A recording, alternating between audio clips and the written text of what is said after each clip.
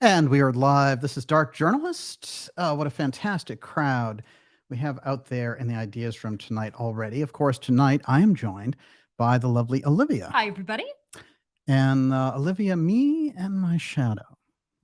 What do you mean by that? Well, you know, the UFO threatsters and obsters, they seem to have these little handlers and they're being handled along the way. So with Grush tonight, I'm going to expose his little handler. And of course, that would be Charles McCullough, who is the deep state architect of the Patriot Act and the Department of Homeland Security. Gee, isn't it nice when the UFO threat is all about advancing humanity? We have an exciting show for everyone tonight. This is Dark Journalist Deep State versus America, the UFO campaign of 2024. This is the election that counts, and the main players in there, of course, President Trump just indicted highly illegal activity on the part of the Biden administration through Jack Smith, prosecutor who hasn't even been on American soil in 10 years. And he's been over there in the Netherlands prosecuting people for the UN. And this guy, you know, it's like the relief pitcher that everybody knows is a bomb. And they put him out there on purpose. This guy has a terrible record of prosecutions because he goes for the most outlandish thing. And he's gone for the most outlandish thing here, which is to criminalize free speech around elections. That's where they're going. So, in fact, the Trump trial involves all of us, as we're going to find out tonight. And speaking of speech, they are also trying to ban RFK Jr. And his rise in the campaign has them running for the hills. And they're thinking, how can we shut this guy up? And of course, we know the Democrats try to censor him at his own anti-censorship congressional hearing last week. So there's so many wild things to go after, and the really kind of high-speed junket that they've been on since the July 26th hearing before Congress, where all these deep state intel actors were pushing a UFO threat through the figure of David Grush, who we're going to find out is being handled high and low, and is basically, you know, the new Bobo for their concerns on the intelligence side, bringing forward a UFO threat in order to seize emergency powers, along with a lot of other military controls going forward through the continuity of government office. So we're going to lay this out tonight. It's great to have so many of you here. I'm going to remind everyone that we're going to take questions in the second half of the program tonight. Now, we're only going to go tonight to 10:30 because this is a special report. And then in the last 45 minutes or so, we're going to grab your questions. Miss Olivia is going to be taking those even now. And before I go any further, how's the temperature out there? Good. Okay. Katie Cat sums it up. Grush is a weasel spook. Yeah. And he, you know, on some level, he's a patsy too, but he's playing into the role very hard. And, you know, some of the things that are going on with him going on BBC radio and stuff, you know, there's something strange about the way they're running this off. But some of the things that he said when he went on that radio program, well, guess he went on there with his shadow. Will not leave his side now, and that is Charles McCullough, who's the former Inspector General of the spook community, the intel community. So he's the IG of the IC, and he's the one who's handling Grush. But he has very, very interesting things in his bio, which we're going to get into tonight, including the fact that he was the intelligence architect of the Patriot Act with Dick Cheney, our good friend Dick Cheney. And he was also at the center of controversy for trying to protect the NSA during the whole scandal with Snowden and all the rest. So he's a great gatekeeper for holding secrets, but he is Grush's shadow, and Grush is handled. And there he is, just hanging out at any opportunity. And what's really interesting is even the people who promote Grush got tripped up in their own promotion. And I'm referring to George Knapp, and you know, he's thrown in everything with all of these obsters, and he started that off really with Elizondo and all those people. But this is going to be an essential part for us to understand. If we're going to understand the 2024 election, we have to get our heads wrapped around the UFO threat operation coming through the Central Intelligence Agency. That's where these guys are coming from. And none of this investigation negates the actual UFO file. We need to get that straight as well, because, you know, in a very kind of highly publicized week, I really showed up what was going on there in Congress. And a lot of people who are new to the subject were like, oh, we believe in UFOs, Grush is trying to bring the truth and all this stuff. These are all intel actors. Okay. The truth around the UFO file, you're much more likely to get through civilian sources, news sources, things of this nature, independent investigations, people who've been looking into it, not from military people who are under intelligence command to get more money for a UFO defense office. It's a totally different thing. And, it's interesting. A lot of the researchers who fell on their face over this and have just thrown in with the CIA on it, um, that's interesting too. And I think a lot of that goes along with the wave that they think, well, my ship has come in. I've been fighting for this my whole life, but they know better. And they know that the CIA lies and that COINTEL, people, basically, when you have counterintelligence going on, they're trained to lie. That's what they're good at. And Grush is one in a long line of these people. But the obvious and outright handling of the situation by the intelligence community is the greatest shock here. And that is the big 800-pound gorilla coming out from behind the scenes.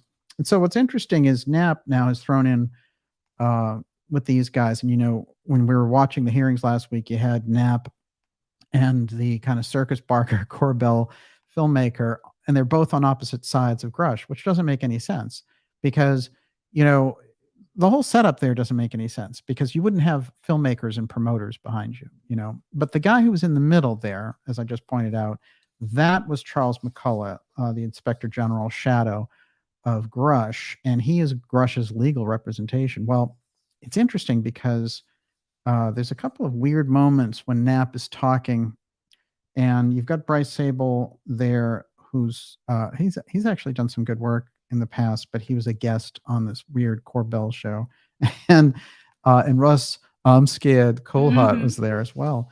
So they were talking, and in the middle of that, it's interesting because Knapp starts musing, and he says, you know for a fact that Grush is working closely with the Inspector General, former Inspector General McCullough, because anytime a question came up, McCullough would lean forward and say, no, or answer yes, or say this. So he's in fact confirming what we've been saying. That's his own testimony that basically Grush is handled by McCullough, who's getting all of his talking points there. And when I went into McCullough's history, I found him operating in NRO as well. So that's where I think this original crisscross happened. But this guy has been a severe architect of our deep state and the security state that grew up around 9/11. This guy was right in the heart of it, working with Cheney and developing the Patriot Act on the intelligence side. And what's interesting also about that is he's credited, this is his own bio. It's not something me pointing, this is his own stuff that he's promoting this. The development of Homeland Security. And remember that the repression around these agencies. And also remember that Homeland Security wasn't even going to be passed originally. And now it is a bloated agency 20 years later of 250,000 employees doing God knows what. And now they're trying to swing the whole UFO defense file office around this Homeland Security idea. That's why we're seeing McCullough sitting in the middle of it with Bobo in the front. And this is the way that they're handling it. Now, when we take a closer look at some of those things that were going on in relation to that, we see that as part of the congressional testimony, Grush's own bio had to come out. And in there, something very interesting popped up. And I want to point this out, too, because a lot of people who are new to the field or new to the X series and the things that we do here don't understand the CIA connection to the UFO file. The CIA controls the UFO file.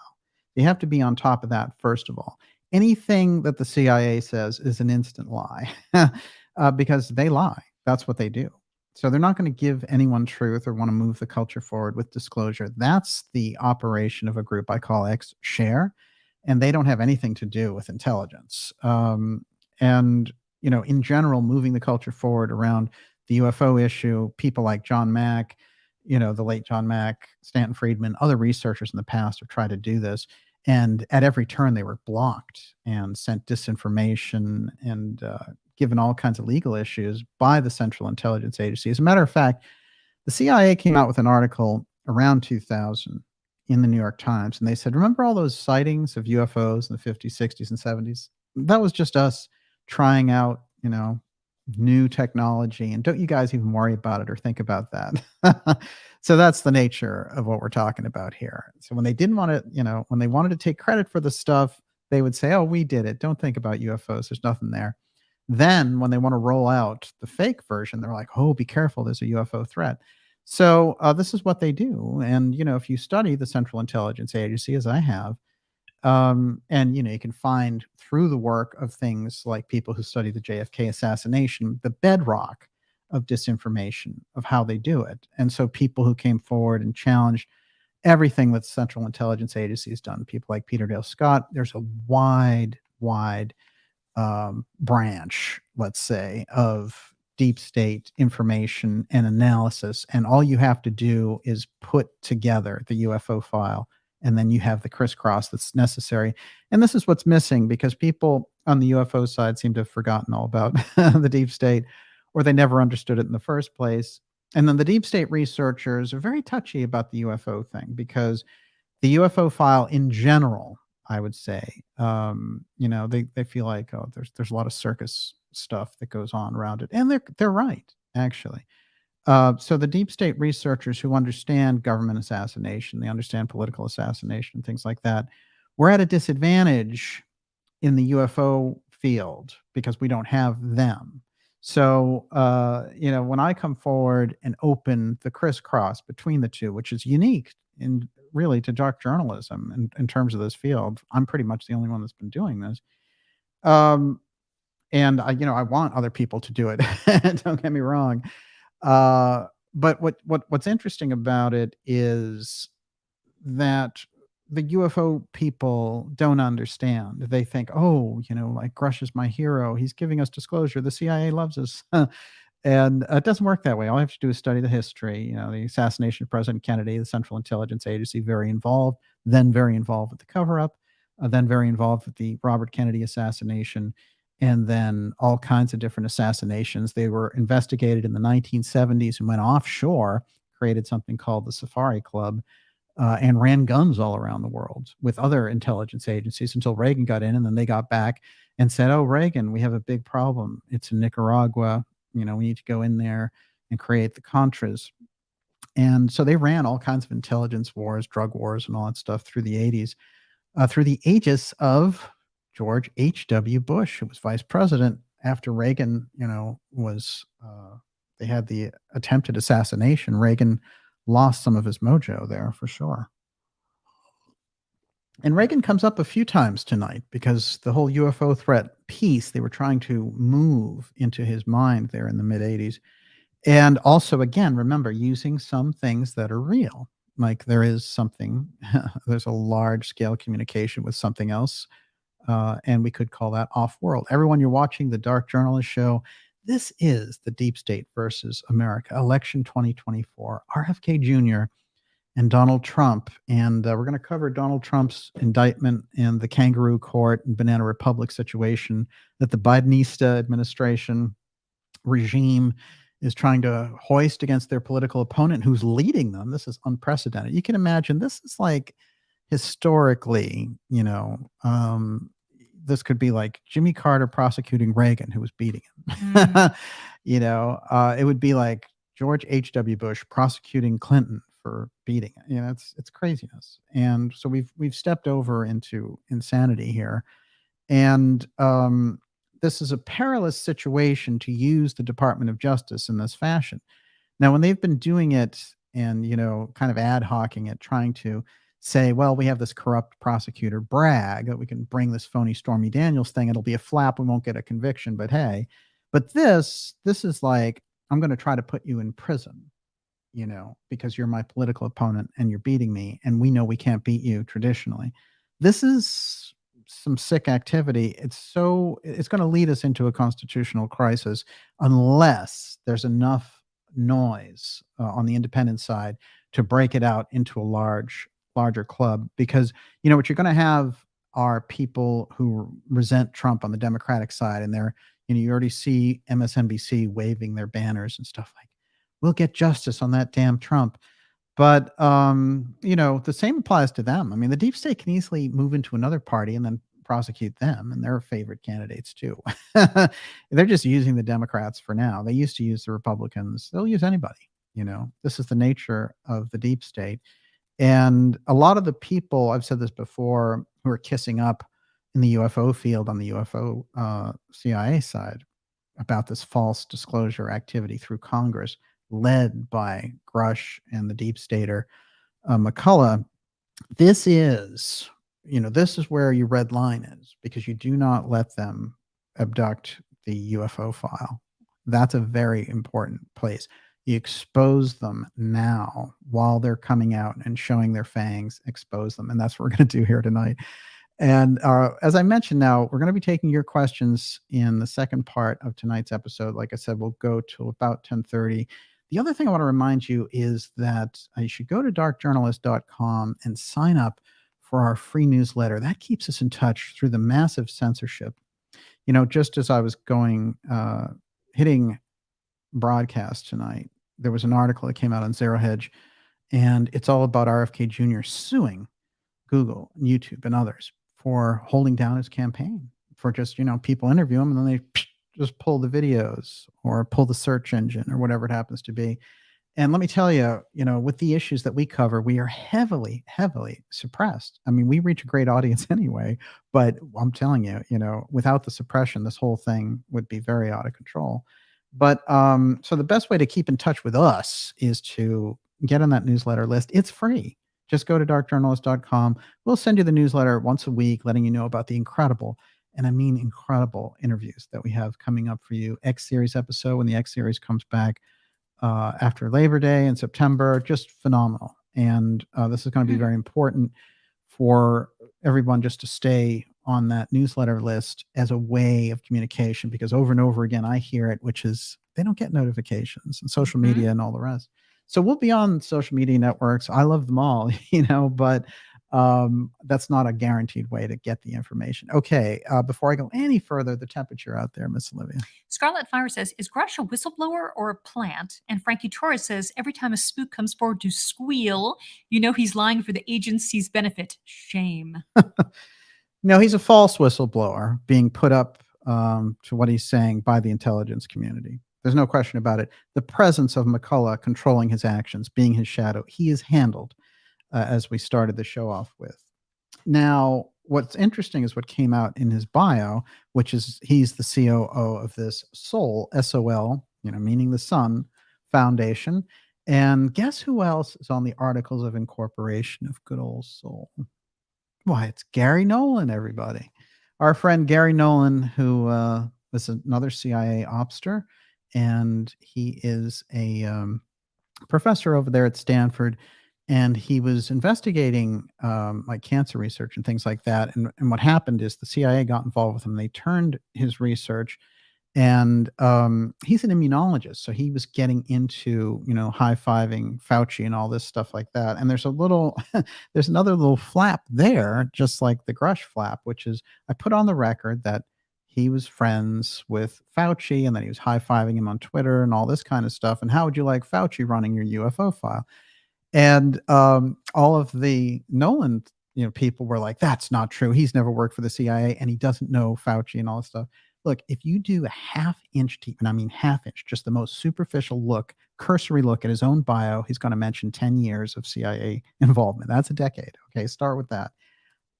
If you want to know, does he know Fauci? Well, I'll tell you what. This is his tweet, okay?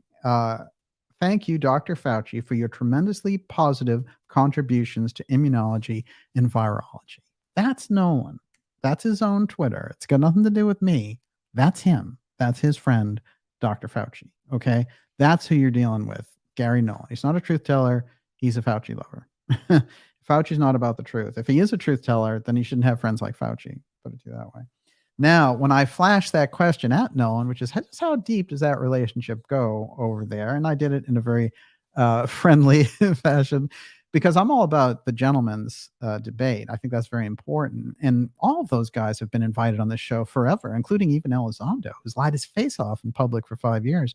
He's been invited to come on this show and to have a friendly gentleman's debate about all these things that he's claimed. They're never going to do it because if they come on this show in 2 minutes, I can dissemble the op. That's the nature of the problem for them because I know that they all work for the government still. So the idea of a whistleblower is I got away from this corrupt organization and here I am. I'm a free, agent and I need protection basically. But if you're still working for the government, then it's a little different. So the Leslie Kean article in the New York Times in 2017 was totally bogus because the idea was we have this whistleblower. He came out of this program. He's upset. He quit the government. He put himself at risk and all this stuff. Well, then this guy comes out and says, well, I can't violate my NDA. Well, that was the first warning sign. And then he invented a group that was leading the UFO file, which didn't exist. And later he admitted was an activity, not a paid program. And that was TTSA, which is completely flimsy, no history. The actual program is OSAP, which he says he had nothing to do with. So there's incredible disinformation in that soup and tons of public lying for years on like high level Fox, CNN, and all the rest of it. But anyway, with Nolan, I was like, like, what's the deal with you and Fauci? Do you want to give me some kind of idea of the nature of the relationship? That's what you get. So Nolan has to block a real question. That's the way it works.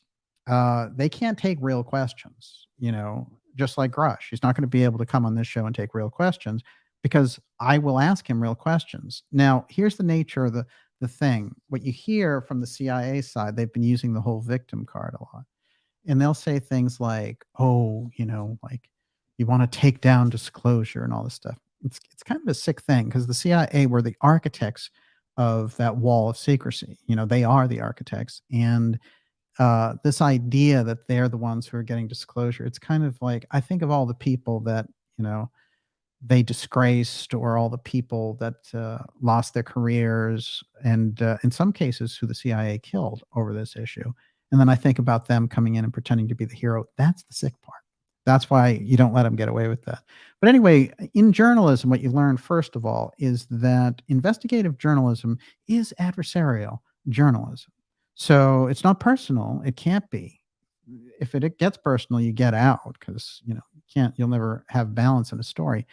However, adversarial journalism, that's what you do. If you have a CEO of a nuclear company dumping nuclear waste or, acid into a river, you're not going to go shoot, play tennis with them. I mean, it's not the way it goes. But you get real answers for them. You invite them on, that's what you do. These people could not handle 2 minutes of real questioning. That's the way it goes. And, you see all the counterintelligence cracks whenever they get a tough question. And in the case of Grush, whenever he got a tough question from Congress, it was all like, oh, the skiff, the magic skiff. Well, it doesn't work that way. You're before Congress, you're under oath, answer the damn question, and you're not putting, you've already made all these wild allegations. Why not try to back them up somehow? Oh no, the skiff, of course, acknowledging there are real, genuine secrets that belong in a skiff, but you don't cite the skiff every time you get a real question. And everything else is just, oh, what if there's interdimensionals? And, what if peanut butter tastes good with jelly on toast? I mean, I don't care about Grush's musings. I want to know the data. Where's the data? He hasn't given us any, but he's got all this attention and this free pass. And this is how, that the intelligence agencies own the media. This is how they move things through. So if they want to move this through, that's just how they're going to do it. It's only people like us and people in the ideas room who are going to see through this kind of thing. That's the nature of the beast. Okay, let's get a few things on the record about McCullough. This is from his own bio, okay? And it was funny because when he was at the hearing, he was right behind and coaching, as I said, and handling his friend there, Grush. Now, the level of deep state architecture around this guy, I've already pointed out. He worked on the Patriot Act with Cheney. He did all the intelligence aspects of the Patriot Act, and he helped set up Homeland Security. I mean, that's some really heavy-duty bona fide credentials for the deep state. From his own bio, McCullough's experience cannot be understated. As the first intelligence community inspector general, he reported directly to then Director of National Intelligence James Clapper and oversaw intelligence officers responsible for audits, inspections, investigations, and whistleblower protection. Now, it's my theory around this that on the whistleblower protection, what they've done is they've created what they want as whistleblower. In other words, if you get a real whistleblower, they'll just throw them in jail. But if you say the things that they want you to say, then you come under this weird thing. So he was part of the architect of whistleblower protection. Well, when they're operating on that side, they don't want whistleblowers to have protection. So there's something weird about his presence there. Now, he worked on that before Grush showed up. So they were kind of, creating this position. In his capacity as Intelligence Community Inspector General, McCullough also led the Intelligence Community Inspectors General Forum, comprising all 17 inspectors general that make up the intelligence community. This guy's chief spook. He's the chief legal spook, period. And there's a lot more in his background. There was some confusion about his presence with Clapper at the hearing, and the Clapper guy turns out to be someone who looks like Clapper, but his name is Ed Stanton. But if you want a real picture of McCullough with the real James Clapper, there he is. That's on the department, the DNI website. So you can't miss that. That is McCullough with Clapper, who, by the way, Clapper is his mentor. So you're right in the heart of the intelligence community there. Isn't that amazing? Mm-hmm. Absolutely incredible. Okay, let's keep going with that. And if you want like that background, that's all on the dni.gov site, the whole shebang of his background there. I want to go a little further with our friend and then again start to spotlight who's involved here, who's all involved in the intel side. Then we're going to get to how this dovetails into election 2024. How does that sound? Sounds good. Everyone, you're watching the Dark Journalist Show. This is Deep State versus America, the UFO election 2024. As I said, we're going to be taking your questions here in about 40 minutes. Okay, let's see if I can get through this. Mm-hmm. There's so much here. All right. I've pointed out time and again the presence of intelligence officers in the UFO disclosure piece. Since they ran, they've always been there, but since they ran the New York Times article, they've been leading, and they've also been in public leading. And a lot of people who are not deep, who are like, just stumbling around in Twitter groups and things like that, don't understand, haven't studied it. And they're like, we're getting disclosure, we're moving forward. And unfortunately, I wish they were, but the Central Intelligence Agency needs the UFO threat operation to seize emergency powers. That's the operation that they're running. It has nothing to do with what people who want disclosure. As a matter of fact, the UFO researchers who are feeding this are actually feeding them a CIA narrative. So they're in essence, they're kind of feeding them into the lion's mouth. That's the thing I'm trying to get people to stop and wake up around. And I think it's crucial to do that. Let's do it with Jim Semivan. Jim Semivan, CIA veteran intelligence strategist. Jim Semivan, the VP of operations for the To the Stars Academy. Remember them? They launched Elizondo and all that stuff, and Chris Mellon and all that. And these are all the people who are launching Grush. Remember, Elizondo groomed Grush. Mellon is grooming Grush. They're all in the same group. All right. Jim Semivan, VP of operations for the To the Stars Academy, spent 25 years in the Central Intelligence Agency's Directorate of Operations, working with a highly trained and skilled officers all around the world. Now, that directorate, the place that he's operating on is the top level. You don't get higher than that in the Central Intelligence Agency. This guy was in it for 25 years, and I'm sure he knows all about his tradecraft very well. So good luck on all the intelligence work you're doing. But when it comes to the UFO file, I don't trust you at all, because the CIA is well known for lying and doing counterintelligence programs on their own citizens. That's Semivan. Okay.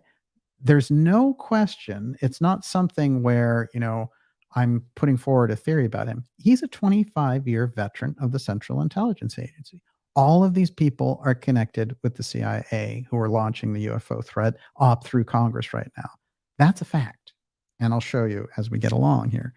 The Central Intelligence Agency piece, the threat that they're pushing, needs also crooked polls like Chuck Schumer now, who's all involved in giving us, he's like, oh, we need that UFO file. What does Chuck Schumer care about the UFO file except that it's part of this operation? Up here, we have Avril Haines, who used to be the deputy director of the CIA under John Brennan, who suddenly has an instant interest in getting those UFO files out. Jeez, you know.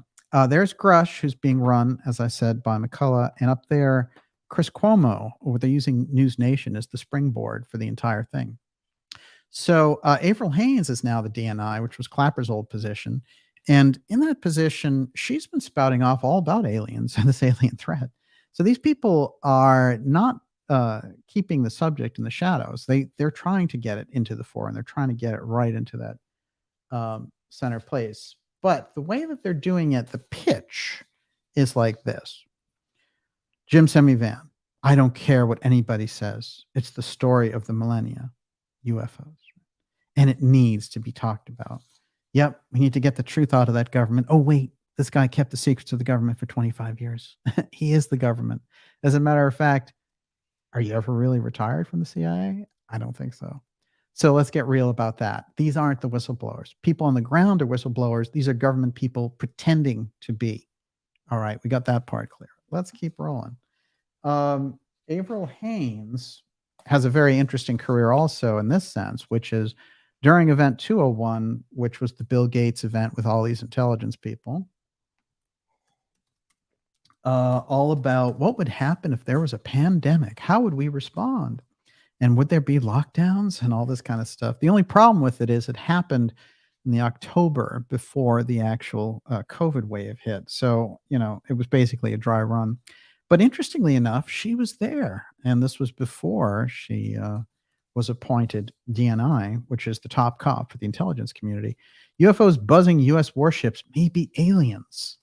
That's the top intelligence official in the country saying that. Aliens.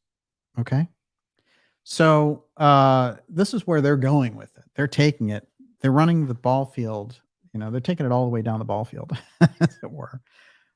John Brennan, who I've pointed out on this program, is known as the Drone King because he was famous for his drone attacks. He had the most drone attacks of any CIA director. And he was under our friend Obama there, who, by the way, was, when he left office, was bombing 7 different countries. That's a lot. Geez, right up there with George W. Bush. But anyway, this was his main man. And Avril Haines was Brennan's deputy. Well, all of a sudden, he's a UFO champion too. John Brennan, former CIA boss, believes there could be life beyond Earth. Yes, Brennan is your disclosure champion. He'll probably be up there with Grush at Congress as well soon. This is the new team, the CIA. They love you and they want to give you disclosure. Let's remember the setup here. Let's lock ourselves into the people again. Over here, you've got Chris Mellon. Okay, now Chris Mellon, as I said, in the Articles of Incorporation on Sol, S-O-L Corporation, which Grush is the CEO of, this guy is the bank for it. And he's, of course, of the Mellon banking family, and his cousin, John Warner, who, the fourth, who's been on this program and kind of exposing the op, has really called out the activities of his cousin on that, to his credit, and just done some great shows with that. With us. That's Jim Semivan again. There he is. And of course, our friend who started the remote viewing program, Hal Puthoff. And there's a lot of incredible things came out of the remote viewing program, but Puthoff had this intermediary, he was this liaison with the CIA, and then he went and worked and developed more. So that's all a CIA wave there. And again, all of these people around the To the Stars piece, all the Elizondo piece, and all the rest of it. So what you find is that the CIA is good at penetrating into different operations. So if something important is happening, they're going to get their claws in. And what needs to be done in terms of the UFO file is a kind of a real red line for, nothing that the CIA gives the UFO field should be taken seriously on any level.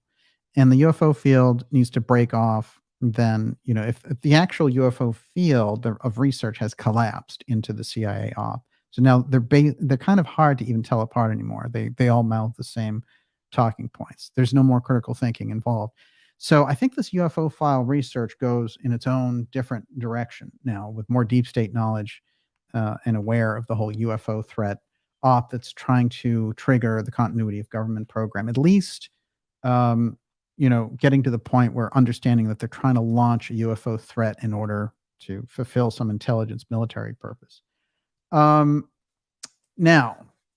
a little bit more about the players involved with this and how the CIA is involved. And sometimes, they'll say, well, this guy was involved, but he's DIA, he's not CIA. Well, they work interchangeably, and the actual umbrella is the Central Intelligence Agency, but they can use anyone from any organization. As a matter of fact, the NGA, which is where Grush comes out of, is honeycombed with all CIA people. And that's the geospatial. That whole group is, in fact, the people who train them are all CIA people. So you're going to find them, they're throughout the government on this. Now, Elizondo and Mellon, two architects of this wave of UFO disclosure, in quotes, UAP, all that stuff. In 2016, Elizondo met Chris Mellon. This is a Popular Mechanics article, which was all glowing about how great Elizondo was. In 2016, Elizondo met Chris Mellon, who had been invited to an ATIP meeting by a mutual CIA acquaintance. So here's the CIA just taking two of their people from different places and putting them together. Mellon had spent 20 years of experience in the intelligence field. He'd served as Deputy Assistant Defense Secretary for Intelligence and advised members of Congress. The meeting's topic was reports of regular intrusions in restricted airspace by unidentified aircraft. This has been going on for 2 years at this point, Mellon said, and I was absolutely flabbergasted, horrified to discover that nobody was doing anything about it except for Lou. Yeah, sure. So in the whole government, nobody was doing anything about it except for Lou. So this is the weird, thing, that the phony genesis that they're trying to give you on this, and none of it holds up. Now, what happened, and it was very interesting, is all these other CIA people were like, you know what? I'm the front person for this. Pick me. And so suddenly you had people like John Brennan being like, let's talk about, I need that UFO files from the government. Damn that government. I'm a whistleblower. And these are the people who are in the government pretending to be whistleblowers against the government. Let's get real, including Grush, big time. Now, an interesting thing happened in the push-pull when the Space Force came along with Trump. And this is interesting because Trump had incredible sort of tension going on with the Central Intelligence Agency during the whole presidency on a level that had not been experienced since the Kennedy administration, which is where the major fight on this goes back to. Trump ends ex-CIA head John Brennan's security access. That's a big deal. This made Trump enemy number one because he was their main player, Brennan, and he also controlled the UFO file for the Central Intelligence Agency. When Trump said, you're dumped and your security access is revoked, this is why, endless indictments, the Get Trump gang, is because the Central Intelligence Agency was thrown out, essentially, by Trump on that. And Trump probably should have gone further, as he learned later. Now, let's go back, rewind the clock even further. James Woolsey, who was the Clinton CIA director, was rumored to be in deep on all these UFO programs. Suddenly, ex-CIA director believes UFOs could exist after Pal's planes paused. Say that 3 times fast. Pal's planes paused. Come on, do it. And that was on the Black Vault that he gave that interview, interestingly enough. Now, so we have this whole horde of CIA directors jumping in and saying, like, we want that government to give us UFO files. We have to understand the nature of the operation psychologically here is to put them in a position. What they figured out is that people wanted the truth about this particular matter. And they learned in 2016 that the top search on Google was UFOs. And they were like, this is they've known for a long time, they've been building, but they were like, this is the time where we can really change this over and spin this to our favor. That's what's been going on. And the latest round and this big push that's coming with it is just more of the same. That's why you have Chuck Schumer and, Luna and our friend Burchett, and all this kind of stuff. This is all part of the same game that's happening. Rubio and Gillibrand. Somebody's whispering in the back, hey, UAP, dollar signs, power, let's go for it. They're going to roll out some kind of UFO operation here. And by the way, the timing right around the 2024 election is no accident. This is the crucial one, and it has to be understood correctly. Everyone, you're watching the Dark Journalist Show. This is the deep state versus America, and it's campaign 2024. President Donald Trump under indictment. Amazing. Absolutely amazing. Third indictment. The fourth one's coming, everyone. And we're paying for this. That's right. Exactly. I'm going to get into Jack Smith here as well. Who's a real psycho that they have prosecuting him, and a misfit too. This is the interesting thing, with an incredibly bad batting average in cases. If you look into them, he's lost. And what's interesting is the reason he loses, if you look at them afterwards, the judges are like, these are some of the weirdest conclusions and the weirdest things that you're pasting together. Well, in the Trump indictment is no different, because Jack Smith put something in there that came from the Civil War. It's a Confederacy piece. And he's like, Trump violated this weird Confederacy thing with the Union from 1862.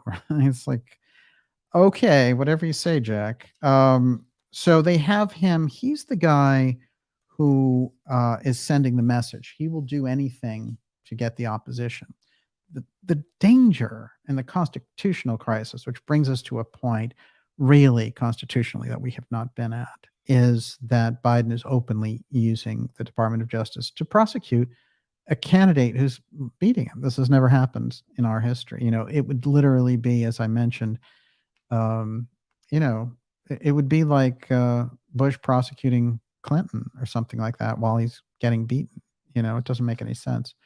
Or if you go further, it's that one thing that they haven't done, and they've decided they need to do it because they must stop Trump. And then you ask yourself, well, why?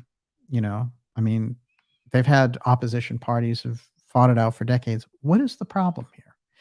Well, it all relates, in my opinion, directly to the UFO file. That's the nature of the problem, which is that Trump is on an equal footing with them when dealing with the issue. And that's the advantage that they lose when they're dealing with him as president. His policies as well, the more America, Fortress America, America First, is not empire building. And there's no way he'd be involved in Russia-Ukraine war.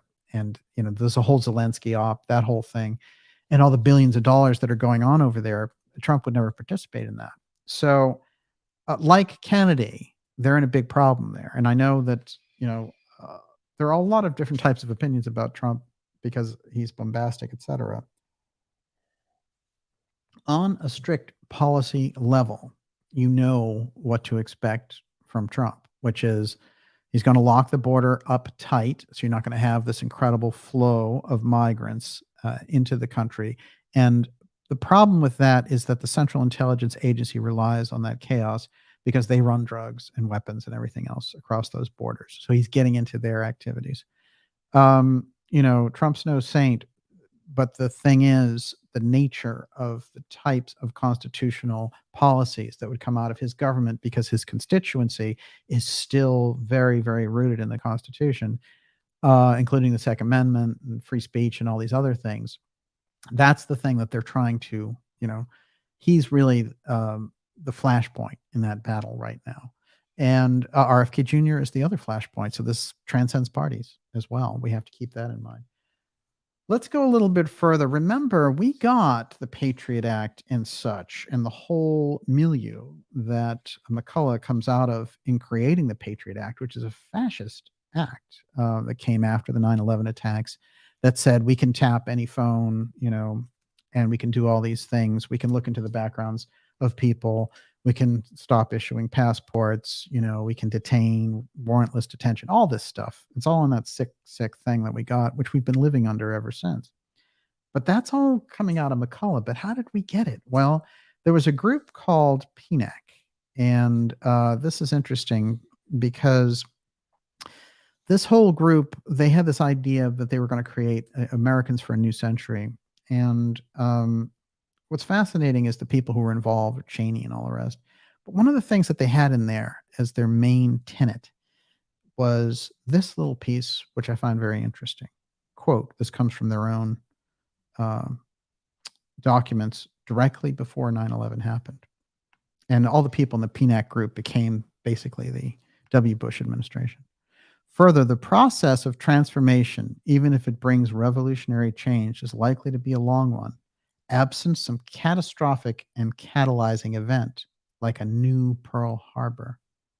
Domestic politics and industrial policy will shape the pace and content of transformation as much as the requirements of current missions. This allusion to the idea that if we had Pearl Harbor, remember what Pearl Harbor did. It got America into what? Into the war, which America that had been a huge, we're not going into this European war, we're resisting, going into this. And there was a gigantic movement because we'd already been through World War I, and all these people had suffered as a result. There was no support for this at all. So it took, the Japanese bombing Pearl Harbor in order for us to get involved. We know there's all kinds of strangeness about that we saw them coming. But anyway, as it turned out, Pearl Harbor changed everything and got us into the war. 9/11 got us into this whole bizarro situation. Now, the direct tie over to the UFO threat is McCullough, because he wrote the intelligence piece of the Patriot Act. It's in his own bio. All you have to do is research half-inch thick. Just read his bio. So he also helped set up Homeland Security, which is, like I said, we're living under with 250,000 employees, and that didn't even exist before 9/11. So America was, in fact, a totally different country. And the trade-offs for security and all the rest of it, Kennedy warned about in 1963. He said, there's no point, basically, in preserving a country in which all our traditions are gone because, there's been this cited need for excess security. And he saw where they were going with it. And they knew him. They kind of were staring at each other across this abyss and thinking, how are we going to handle this? So the way that they handled it was they removed the chief executive and all of his programs, unraveled. And they were able to get all the things that they were looking for around the UFO file, around the space program, and around Vietnam War and escalating nuclear tensions, the Cold War, all this stuff. So when we bring that up to the Bush administration, they got another wave of this whole thing, and they revised all the COG, continuity of government rules. So the UFO file threat piece is the next thing that they need. This is the catalyzing piece that they need on this. They need another threat, and they do not have, they have nuclear threats, cyber threats. They ran this whole thing, a cyber story around that all these hospitals, were getting this, cyber threat. And I'm sure that it's happening. The only problem is who's orchestrating. And, this is part of the larger thing of them disrupting systems in order to get us more involved in these very controlled digital systems. So you're going to hear more of that. They have the cyber attack is one way they could do this. They have the nuclear World War III thing, the way that they could do this. But the UFO threat is something they've built very, very well over the years and interfaces because of the secrecy directly with the continuity of government program. That's why it's so dangerous. And that's why you're seeing so many people getting involved at that government intelligence level, pushing a false CIA UFO threat operation. Undeniable. Everyone, you're watching the Dark Journalist Show. This is Deep State versus America, UFO election 2024. And starting off with a bang here, deep in the summer.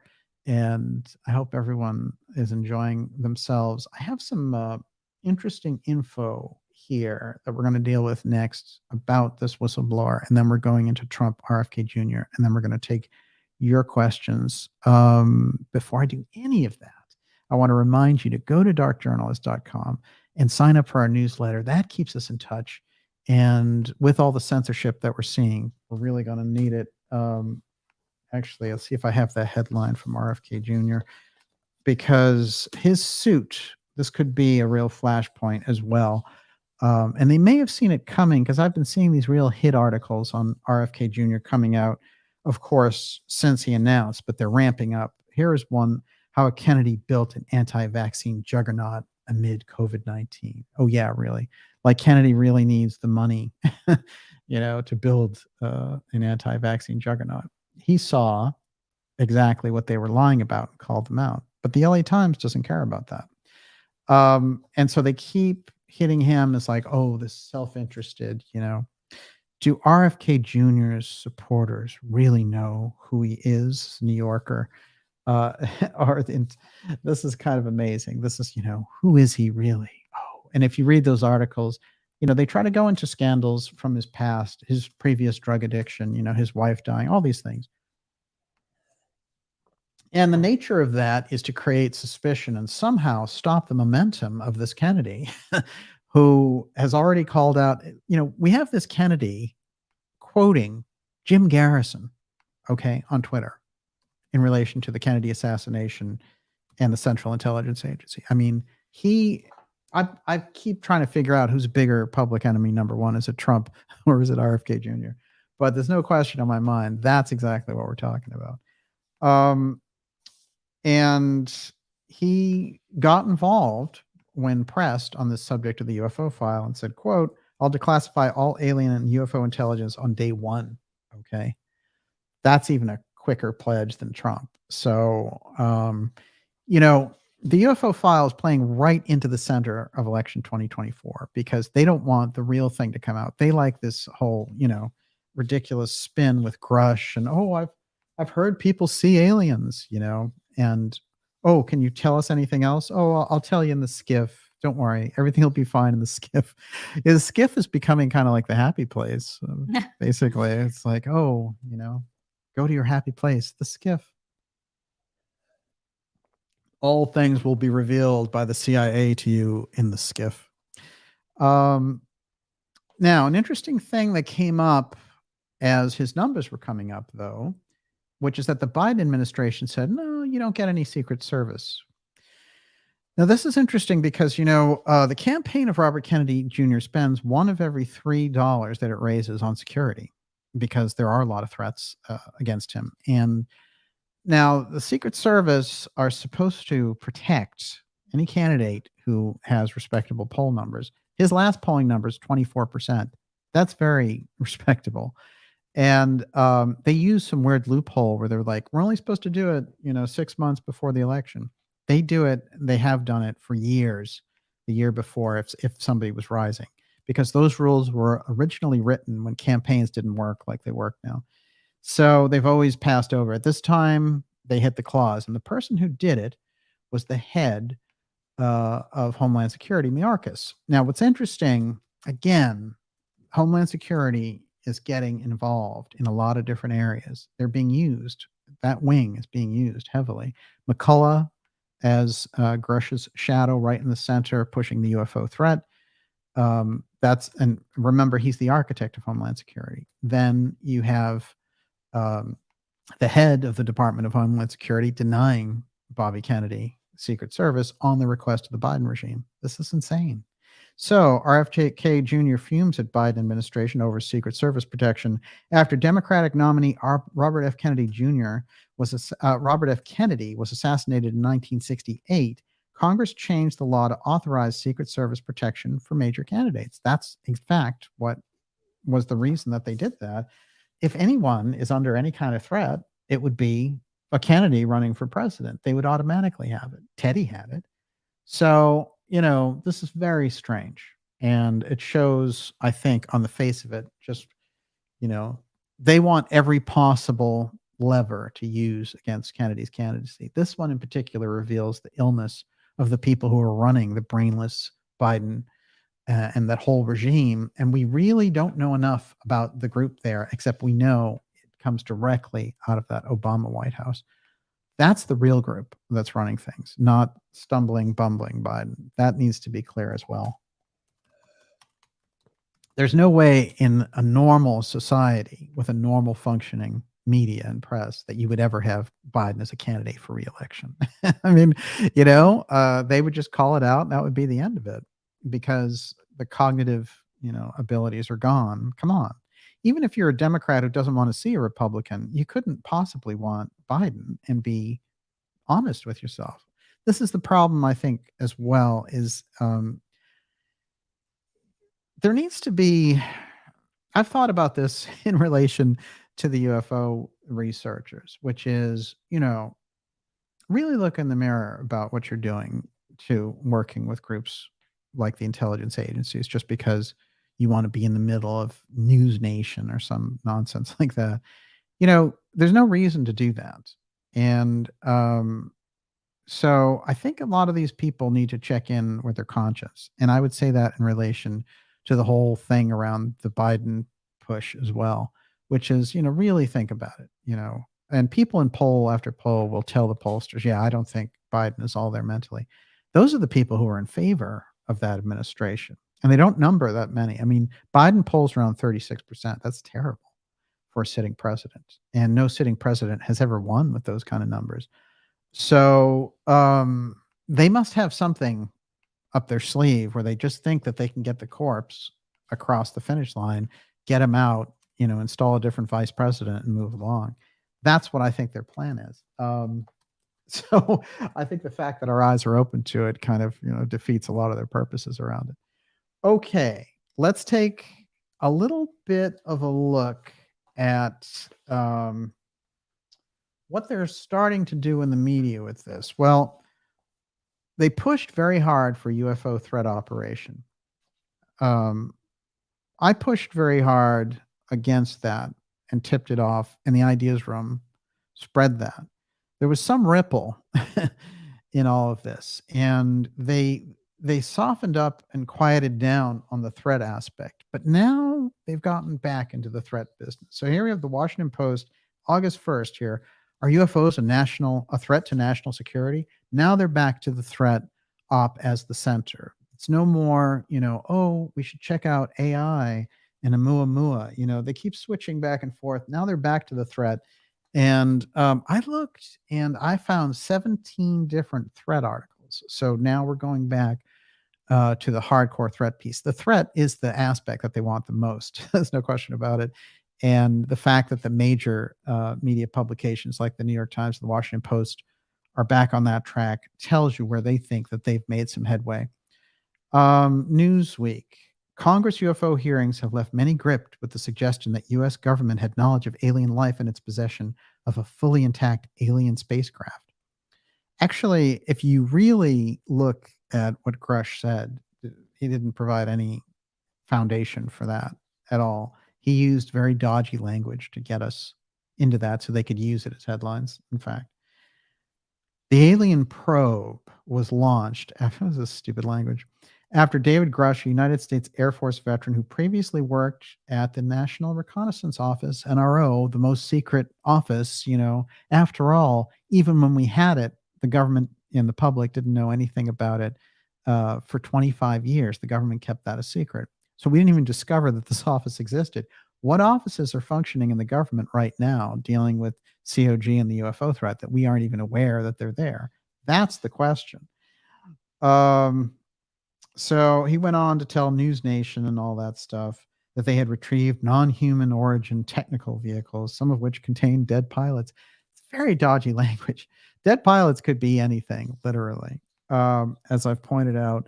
So now it was interesting because when they were asking Grush questions, they said, are we talking about above top secret? And he said, that's a misnomer. There's no such thing as above top secret, showing either how little he knows or how little he's willing to reveal.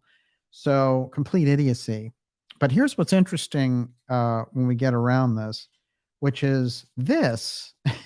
This is the thumbnail for CNN, America's UFO Secret Exposed. I mean, they're looking very much like an alternative, this looks like an alternative YouTube channel who's going out on this. So basically, those organizations are coming in for market share, pure and simple.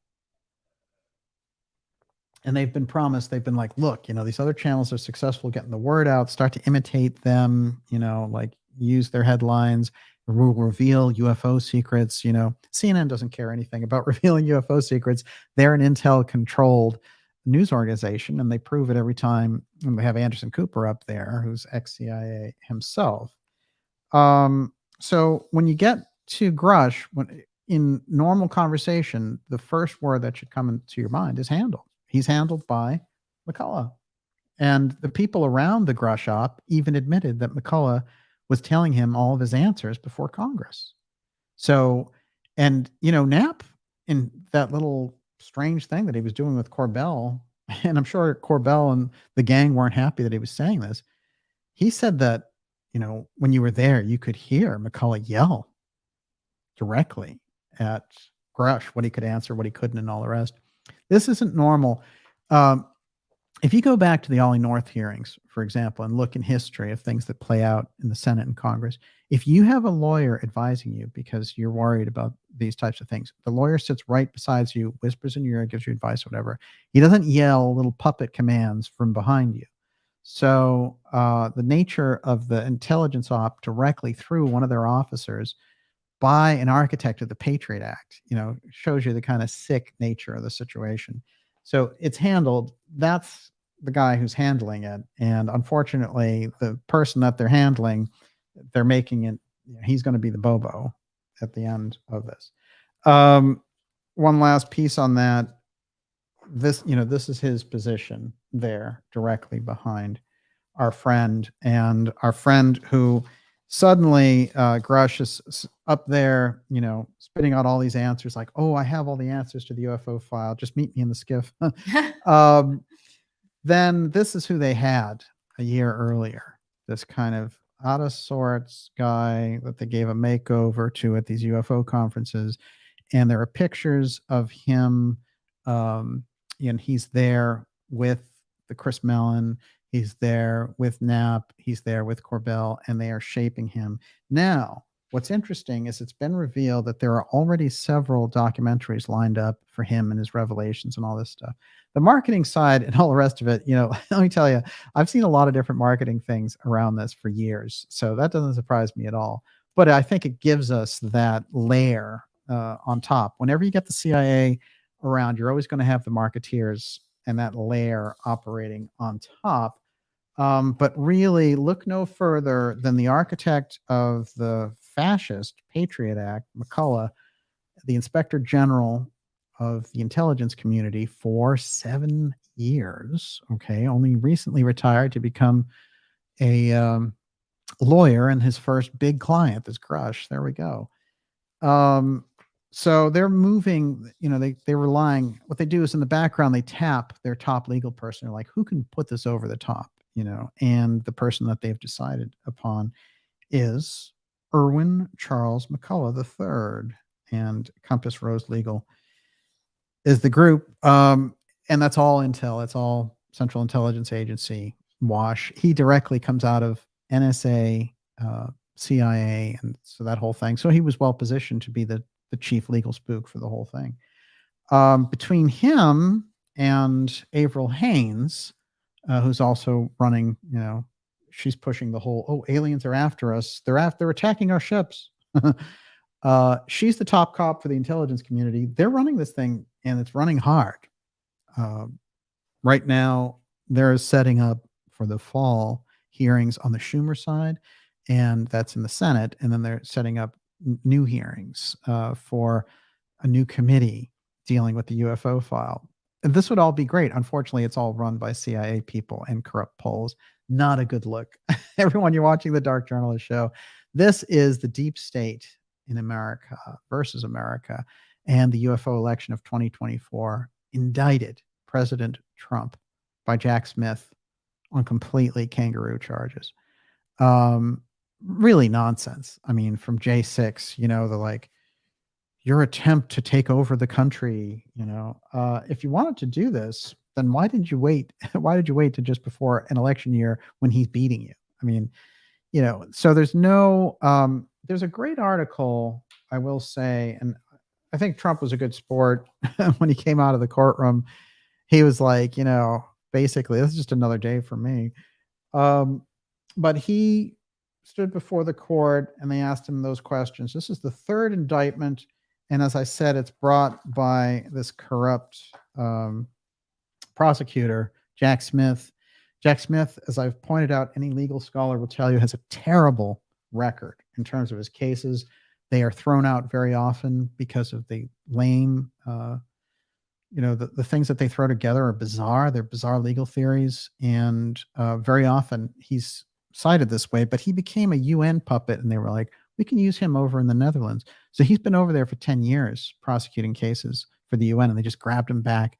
Like, can you do this Trump thing? Just go after him, throw anything after him that you can, just keep him wrapped up. So we can get some kind of arrest thing on him. It's interesting too, because I've been looking for the actual charges and I went through the charges in each case, but now they have 78 total charges. Remember, all it takes is one charge to get you incarcerated. And so the object here may be to actually put Trump in jail, but the other object may be either give up your request for the presidency or you're going to prison. That seems to me what really they're up to. And Rachel Maddow and people like that have floated that, like, would we float a deal for Trump that if you just give up, this run for the presidency where you're winning? So this is their object in the game. But I've always felt that there is an aspect here that involves them wanting to imprison them, because remember, in a sense, what they do to Trump, they do to us, and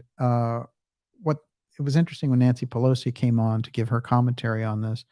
She said Trump looked like a scared puppy in that courtroom, which doesn't fit any other description. But see, that's how the Democrats look at you, right? So that sick leadership and the sick leadership on the Republican side also. But those are the eyes they look through. They think of Americans as scared puppies. See, that's the way that their own language betrays them, I think. But that is 78 charges. In the new case, there's only 4 charges, and the most bizarre charges. I'm actually going to read the article from Jonathan Turley on this, the legal expert who's really called this out. And he's no Republican. He's no fan of Trump either. But, these guys can see it. Those are the cases. 78 charges against President Trump. And, fan or whether you think Trump is the political savior or if you think he's the devil, these are ridiculous charges. Trump has made his enemies mostly by not playing the game and the game of empire. He's not interested in that. He comes from a totally different wing of that deep political state. And so, we have a very interesting thing going on there with this idea that RFK Jr. and Trump are running in the same election. And that makes 2024 a complete, and I mean completely unpredictable point in American history, leading right up to our 250th anniversary as a nation. And this is interesting too, because I think when you get to this point, when you arrive at this point of the 2024 election, all the forces together, you can't prosecute your political opponent. That's a constitutional fact. It leads to a constitutional crisis where the people in the Congress say, you're under a crisis, you can't do this. And the people in the Senate say, we're going to back Biden no matter what. The Supreme Court has to step in.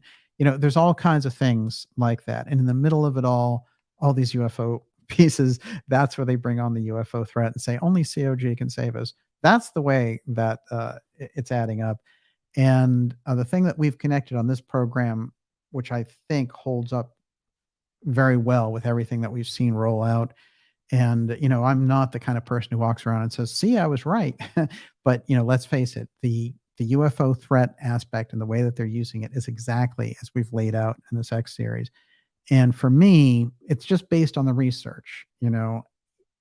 All it comes down to is they need a tool for a threat.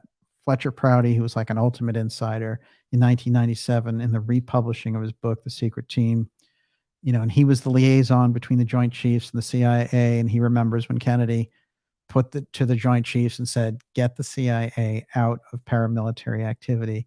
And the chiefs looked at that, security action memorandum of Kennedy's and said, SM-57, huh? And very symbolically, Trump activated SM-57 before he left, defanging the Central Intelligence Agency. I'm sure all that was immediately restored when Biden got in. But there's a lot there, I think, that's very informative. What Fletcher Prouty told us in that book was that Now that the Soviet Union had collapsed, they're priming UFOs and aliens for this role as the threat, because the CIA needs that in order to utilize all of their global ties. And for him to say that on this level, we've had other people talk about the things that von Braun said and shared from the inside, giving us those insights. I think it's very powerful, and there's an echo there for us to listen to now. Can I throw you a question? Yes, sir. Okay. Arthur Preston, DJ, you really don't seem to care about the decades of activism in UFO land to get disclosure. This hearing was not the result of the CIA. It was a result of Tim and House leadership. Tim? I Tim think Burchett. This Why? Okay, here's the answer. Okay. First of all, before you go any further, why would Tim Burchett be interested in UFO disclosure? Have you ever read a book by Tim Burchett on UFOs? Has there ever been an interest or an indication or an article by Tim Burchett before any of this UFO wave? Did he ever share with friends that he was very interested in aliens? See, it doesn't add up. This is the thing. You just need to go a little tiny bit deeper. I'm sorry. Finish your question. Okay. And he continues, this UFO COG obsession you have is strange. It is just a pet theory of yours. Well, no, I mean, it's a lot more than a theory, because they already took the COG commander and put him forward during the UFO shootdown. So you already have the direct correlation. The only thing that, if you study COG, which I recommend that you do, the only thing you need to activate COG is an emergency. It doesn't need to be nuclear. They changed that. So anything that's an emergency activates COG, which I'm saying that from a government standpoint, if you study the work of Professor Scott, who brought the program forward, nobody knew anything about it. And now they begrudgingly in the media talk about it and all the rest of it. That's because researchers have gone behind the scenes and said, oh, there's no oversight. We don't understand anything about the budget. It's a gigantic underground metropolis. We know that people, when they go in, some people have come out and said, well, I went 1,000 feet down, and anything below that is even further classified, but it's like malls and people are living there, and it's a whole underground metropolis, So you have to go deeper than what the media is going to give you on this. That's the nature of the beast. It's going to be the stuff that I present, or it's going to be, you're going to find it somewhere else, but you're going to find that the media is not giving you those answers. And when it comes to the continuity of government program, you're talking about all of the power of the United States government in one action. So do they have a plan to utilize it? Even the people who are in COG say, yeah, we do drills all the time about how we take over the United States. Well, think about this in general. Northcom, which now basically runs the United States, Northcom didn't exist before 9/11. So we didn't even have it. So there was no Northcom commander who was going to take over in a COG shuffle and all that. So the creation of the thing after 20 years, they have a program there which is expanded and expanded. Homeland Security went from 12,000 employees to 250,000. So those stats and the activities of those groups, we've already seen them, rip up the Constitution and eat it for breakfast during the COVID crisis. That's nothing compared to a UFO crisis, because if they have a UFO threat crisis, then it's a war situation. So that's exactly the thing that they're looking for. But you're gonna find your answers either. You're gonna look and find some answers in relation to this. It's gonna be me or somebody else, but the answers that you're getting in Congress and the media are a joke. And Burchett, I try to stay open-minded with Burchett, and he's welcome to come on this program. But Burchett's starting to sound more and more like he's playing conspiracy man. Don't you get that a little bit? That they kind of threw him out there as conspiracy man. So I'm not buying the genuine interest. I have a whole list. Now it's up to 22 people in Congress and the Senate who have suddenly rocketed to the top of these committees and things, talking about UAP and all of it. The latest one is Luna, very colorful Luna there in Florida. But what's interesting about this for me is that where are the backgrounds on these people? Like Ruben Gallego, for example, who's running for Senate. And I hear he's a congressman out of Arizona. And I hear that his numbers are doing well because what they did was they had Carrie Lake, who didn't get in as governor because there were all kinds of shenanigans. And then she's running for Senate, but also Kristen Sinema started to act independently, and the Democrats were really after her case. So they're running Galejo, and those two are splitting the anti-vote, and he's coming up the middle strong. So they're going to need to do something by next year to make sure Galejo doesn't get in. Galejo also is another one who needs to explain all of we need the truth about UAPs and all that stuff. The only history that I have on him is that he was in deep operations in Iraq. And when he was here at Harvard, he had a different name and a different identity. And he studied psychological operations for crowd control. These are the people that they're putting into positions of power around the UFO file. Gonna have to step up on the UFO side and start to understand who you're dealing with. It's paramilitary, it's intelligence people, and they're fluffing it over through Congress, giving you this whole piece about it as if, the Congress needs to get that UFO information out of the government. They are the government, everyone. So, all the CIA phony whistleblowers, Grush is the government. Grush worked for this government for the past 15 years. He worked for the NGA. That's all CIA people. So, he's a government operative. So let's get real. A whistleblower would be somebody who these people wouldn't accept. They'd never let a whistleblower before Congress.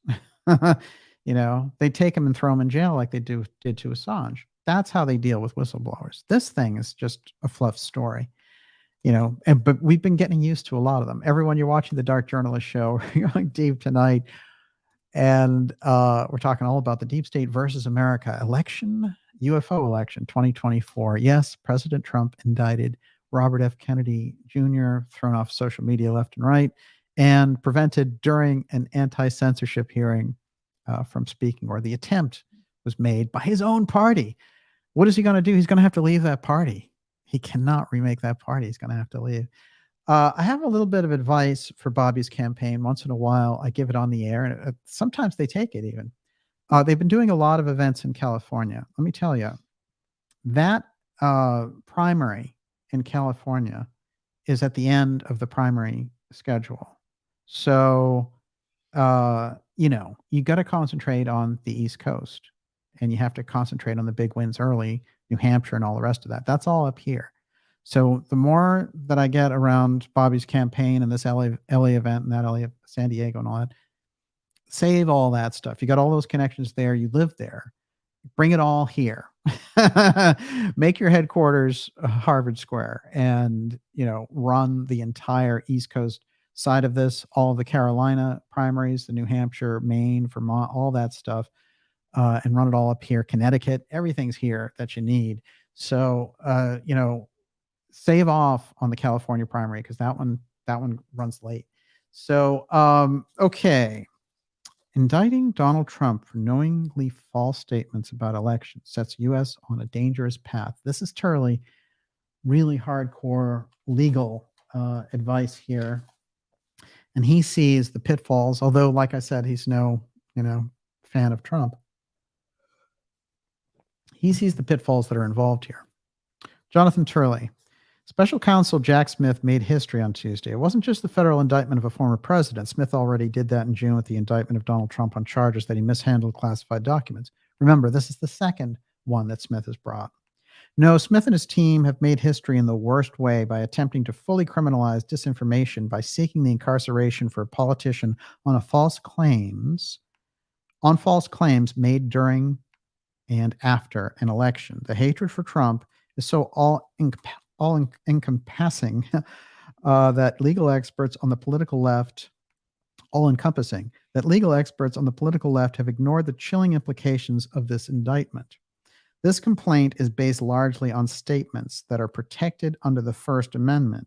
It would eviscerate free speech. This is the real object. Remember, when they prosecute Trump, they're prosecuting us. It would eviscerate free speech and could allow the government to arrest those who are accused of spreading disinformation in elections. That's you. That's me. That's everyone in America. That's what this weird kangaroo court is about. Weird Jack Smith pulled out of the Netherlands, where he'd been there for 10 years doing God knows what for the UN, coming up with weird prosecutions for people. And you know, there's a whole thing about you know, the truly strange nature of the cases. So I might do just something on the strange cases of Jack Smith, because the weird kind of circus hijinks and the hybrids of cases that he puts together have never been seen before in history. And he has a terrible batting average. So the numbers that I saw for his convictions out of 10 were less than 3. So it's like 2.5 convictions per 10, which is terrible for a prosecutor. So in the 2012 United States versus Alvarez decision, the Supreme Court held a 6-3 that it's unconstitutional to criminalize lies in a case involving a politician who lied about military decorations. The court warned such criminalization would give government broad censorial power, unprecedented in this court's cases or in our constitutional tradition. The mere potential for the exercise of that power casts a chill the First Amendment cannot permit if free speech, thought, and discourse are to remain a foundation of our freedom. That's what the Supreme Court decided then. That precedent did not deter Smith. The indictment is reminiscent of the case against former Virginia Bob McDonnell. His conviction on 11 corruption-related counts was unanimously overturned by the Supreme Court in 2016, with Chief Justice Roberts writing that federal prosecutors relied on a boundless definition of actions that could trigger criminal charges against political leaders. This is what they need. They no longer can win at the ballot box. They can't do it. They don't have, just like Justin Trudeau is rolling around there with 28% in Canada. They can't do it by traditional means. You know, Macron couldn't pass raising the retirement age, you know, in France, because none of the legislature would go for it. So what did he do? He did it anyway. So they just, they need the emergency powers in order to do it. Oh, it's an emergency. I have to press the button. And that's the nature of the situation that we're in. They need to get a case that sets a precedent. One that says you can't say anything about an election as a citizen, because if you do, you know, you're going to jail. That's one. Two, you can't, under any circumstances, you know, you can't be a populist and win in America, because then we'll just throw criminal charges at you. They're setting a precedent here which America cannot recover from. America would not recover from a second Biden presidency, especially since he's completely not in there and a committee is running him. So this is the important thing. When you get into 2024, you know, not only are we looking at the UFO file and all the hijinks that are going on with the UFO threat through the intelligence agencies, but you're looking on the corrupt Department of Justice side for them going after a political opponent of Biden's. This is insanity, and it will get you directly into a constitutional crisis. There's no question about it. Everyone, you're watching the Dark Journalist Show. This is the Deep State versus America, UFO election 2024. I'm afraid, Miss Olivia, I've gone over already, but I have a little more to go, and then we'll get to your questions.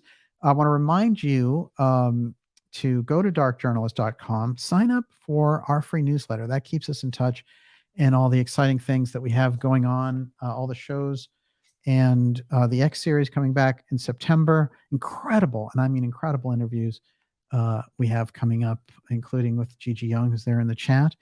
And, you know, in the ideas from holding it down. And, you know, the thing about knowing and getting to that communication level is that it's not always true that if you join us on social media that you'll get updates and things like that. I'd like it to be true, and I highly encourage you to subscribe to us on YouTube and Twitter and other places. But the sure way to get those announcements and things is to be on the free newsletter list. And like I said, you get it once a week, letting you know about the phenomenal things we have coming up for you, documentaries, and also events, all kinds of stuff coming up for this year. Stand up and be counted. Make sure you're on that list. It only takes a minute. to sign up as well. Before I go any further, Miss Olivia, you're up. Okay. Carbs 293. So this guy is saying UFOs are not a threat? No one has been killed or abducted or mutilated by aliens? This guy, meaning me? Yeah, meaning you. First of all, I'm not this guy. I'm Dark Journalist. Let's start with that.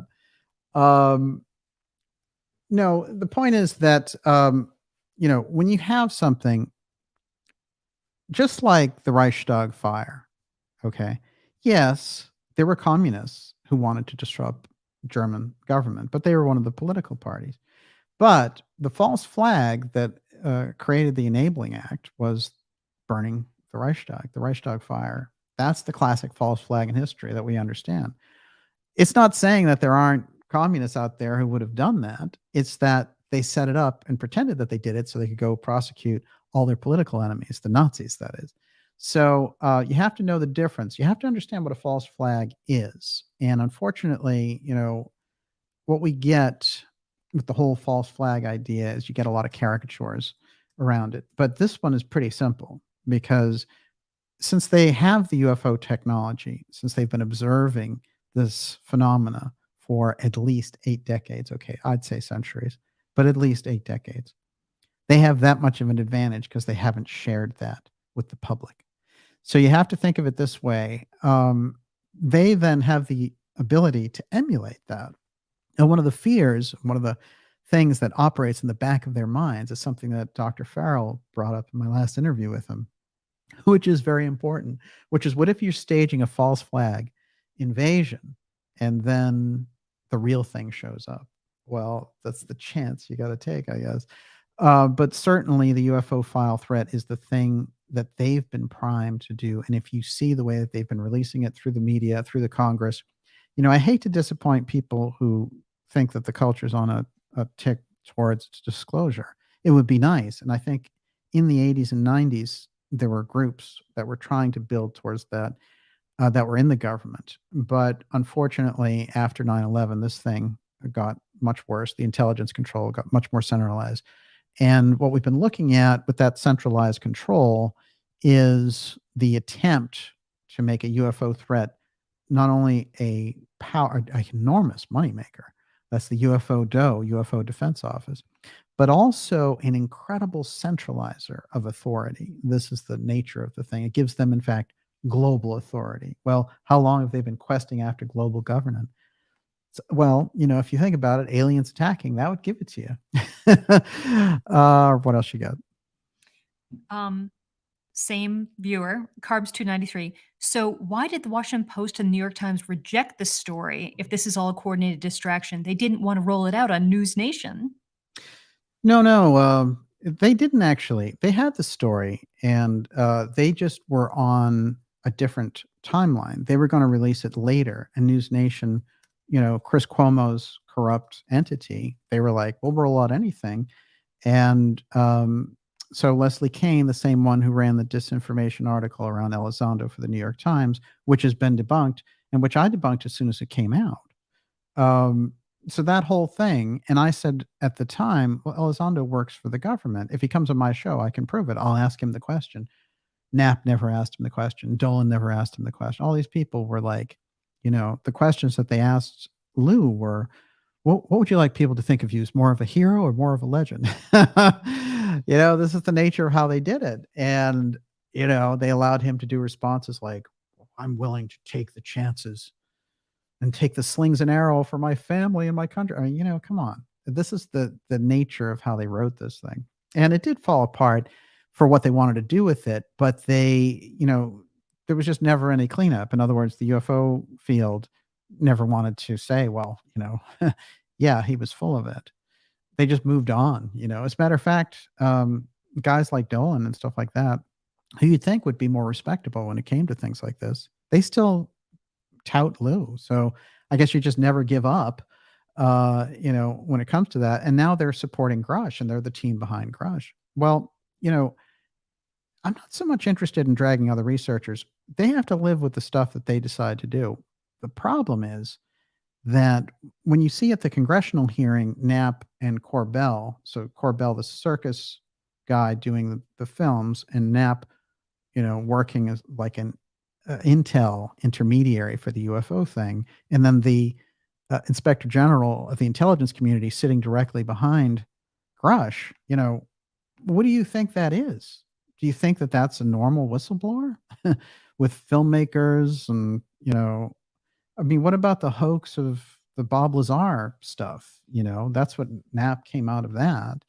And I'm not even saying that all of the Bob Lazar stuff was wrong, but he had hoaxed his background. Even Knapp admits that. So, what is the messaging that's going on there? And if you have someone who created the Patriot Act, if he's the intelligence creator, and you could say, oh, you think that he created the Patriot Act, just go read his bio. It's not even deep research. I'm talking about half-inch deep research. You're going to find he was the intelligence coordinator for the Patriot Act, worked with Dick Cheney to create it. That's McCullough. That's Grush's lawyer. So who does that tell you is behind the UFO file? I think it's pretty obvious. The problem is the UFO community, there's no depth. The depth is gone. The deep state researchers have depth. They do. They understand political assassinations, political corruptions, vote rigging.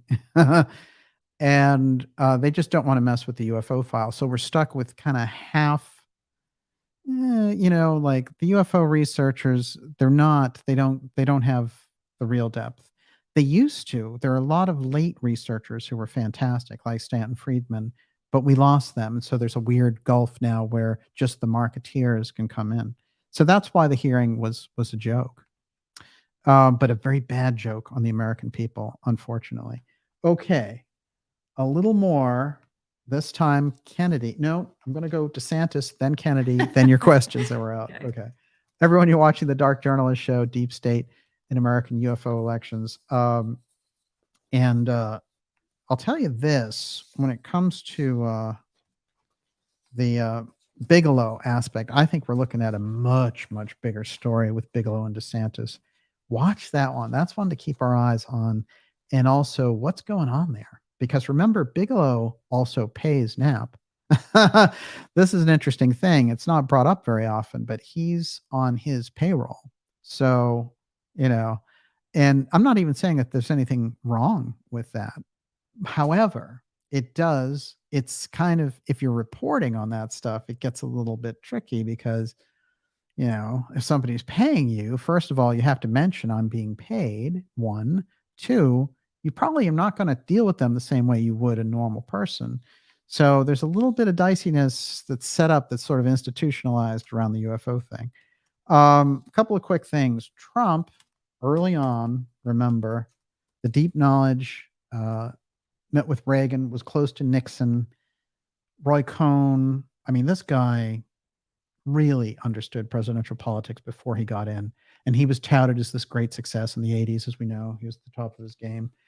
When he got into, he was on a Phil Donahue show, and he started talking about some policies that he would do if he were president, and it was all hypothetical. This is the late 80s. And President Nixon wrote him a letter saying, you've got to run for office, and she predicts you'll win. And everyone assumed, oh, it's his wife, But actually, now that I think about it, more and more likely it was Gene Dixon who made that prediction. But anyway, I did a lot of research around, very early on when I started the X series, I did a lot of research around Nixon and Trump and found all these incredible things. And there were all these people who were like, that would be in Wikipedia if it were there. And there was a UFO link too. And so the UFO community didn't want to deal, with any of that. And everybody else was like running for the hills and following TTSA, which, that didn't come to anything. By the way, the people who invested in that, including Knapp, never got anti-gravity ships like they promised either. And they are, there's a recent suit by the SEC reopening the books of TTSA. So watch that story closely. And I mean closely, because, what did the UFO CIA group do with the $50 million that just kind of showed up as debt and went away? But anyway, the reason they have a problem with Trump, and the reason the whole Jack Smith thing, and the reason we have this, is because they're rolling out the UFO file. They cannot do what they want to do if Trump takes over in 2024. And the whole relationship of Trump with his uncle and the Tesla papers gives us even a dimension that has nothing to do with ET necessarily. But I'll give you the ET UFO dimension, which is that John Trump, as you know, if you've watched Tesla Trump and the Time Capsule, which is the top X series episode, that um, that combination of John Trump being the person who was the protege of Vannevar Bush, who was the top scientist who ran the UFO file, according to Robert Sarbarker, who was the physicist at the same level as Oppenheimer, who worked on the UFO file. He said that no, it was Vannevar Bush, and he ran it for 2 decades. And his protege was John Trump. So that's where we are. You know, Trump has the same level of knowledge going into this. Trump knows the Space Force. He created the Space Force as a move to bring that UFO knowledge back under executive control. That rolls heads in the intel community. And that's where you get all the Brennan problems and all the rest of it. That's where you get the P tape and the Russian nonsense and all that stuff. In my opinion, the real, aside from the fact that it's just a totally area of the deep political state that supports him, and it's a much more America-centric Fortress America thing than this global governance thing that is run by the CIA and all the rest of it. The UFO file is the key factor there. The Trump campaign needs to bring up the UFO file more. The RFK campaign needs to keep on bringing through. That UFO file piece is going to be the crucial thing in election 2024. And you heard it here first. And you can see this is how it's rolling out. Well, there's a reason for that, which is this is when they're going to need it. And when you've seen all this kind of crazy activity and everyone's like, why are they rushing so much? Well, the UFO threat op that they're pushing through the CIA, through the Congress, that's the thing that we're getting there. Yes, what do you got? Wolfgang McCarthy, DJ, how long have the deep state been running with AI? 20 to 30 years? Oh, they've had it for so long. There are conversations dealing with it in the 50s and 60s. So they already had programs that were advanced on it. And then in the 70s and 80s, they already knew what it was going to do. So all the hand wringing and Elon Musk and all that, these are questions that were asked and answered back then. But they have to do the public, rollout of the whole thing and be like, is AI going to take over? How should we protect ourselves? Like all this nonsense. They've known the questions around AI since the late 70s, early 80s about what it can do. And what's interesting is a lot of those rumors supposedly got to people like James Cameron, who made the Terminator movies. And he heard that stuff, so it's kind of like leaked intel through Hollywood, which you see once in a while. Is that because he's a Mason? That's a good question. It doesn't hurt. Mm-hmm. But in any case, the original Terminator, no question. Look, right in the heart of 2001, A Space Odyssey. I almost said oddity because I'm such a Major Tom kind of guy. But Space Odyssey really gives you hell. He's pure AI and he's running their spaceships. I mean, this is very advanced messaging in 1968. So, we're getting a lot about how things are going to go very early on. And the problem is, I think that the accelerated group coming out of the 90s, and I dealt with the groups that were in the 2000s around technology. When I dealt around technology in the 2000s, those people were I already sensed that there was some kind of Dr. Evil / insanity thing moving around in the way that they talked about things. And I talked with some of the top people around the tech boom, and they were a little bit crazy. They talked a lot about the technology making them kings, things of this nature. So I knew there had to be some problem with this, and it wasn't going to be happy-go-lucky, Microsoft's going to move the world forward. So, that whole thing, and I think that the revolutions around Apple and the smartphone and all these things have their possibilities for doing dramatically good things for the economy and for people and all the rest of it. It's just in the wrong hands, like the Two-Eyed Stone of the Atlanteans way back when, there's a story that lingers back there that comes through the Casey readings, and it gives us that foundation. There once was this advanced technology in an earlier culture that got misused to such a point that the entire evolution of humanity was at stake. That's where you get that whole apotheum uh, style effect and what we've brought forward in the Hot Zone episodes.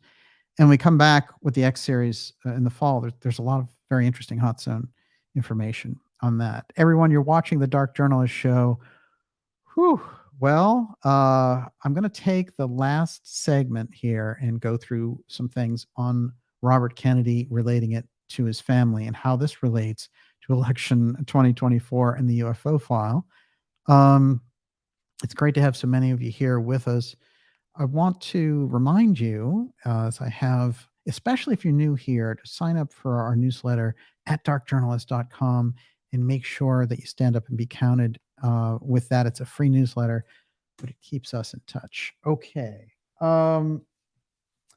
Now, speaking of campaign 2024, Marianne Williamson stepped in it yesterday.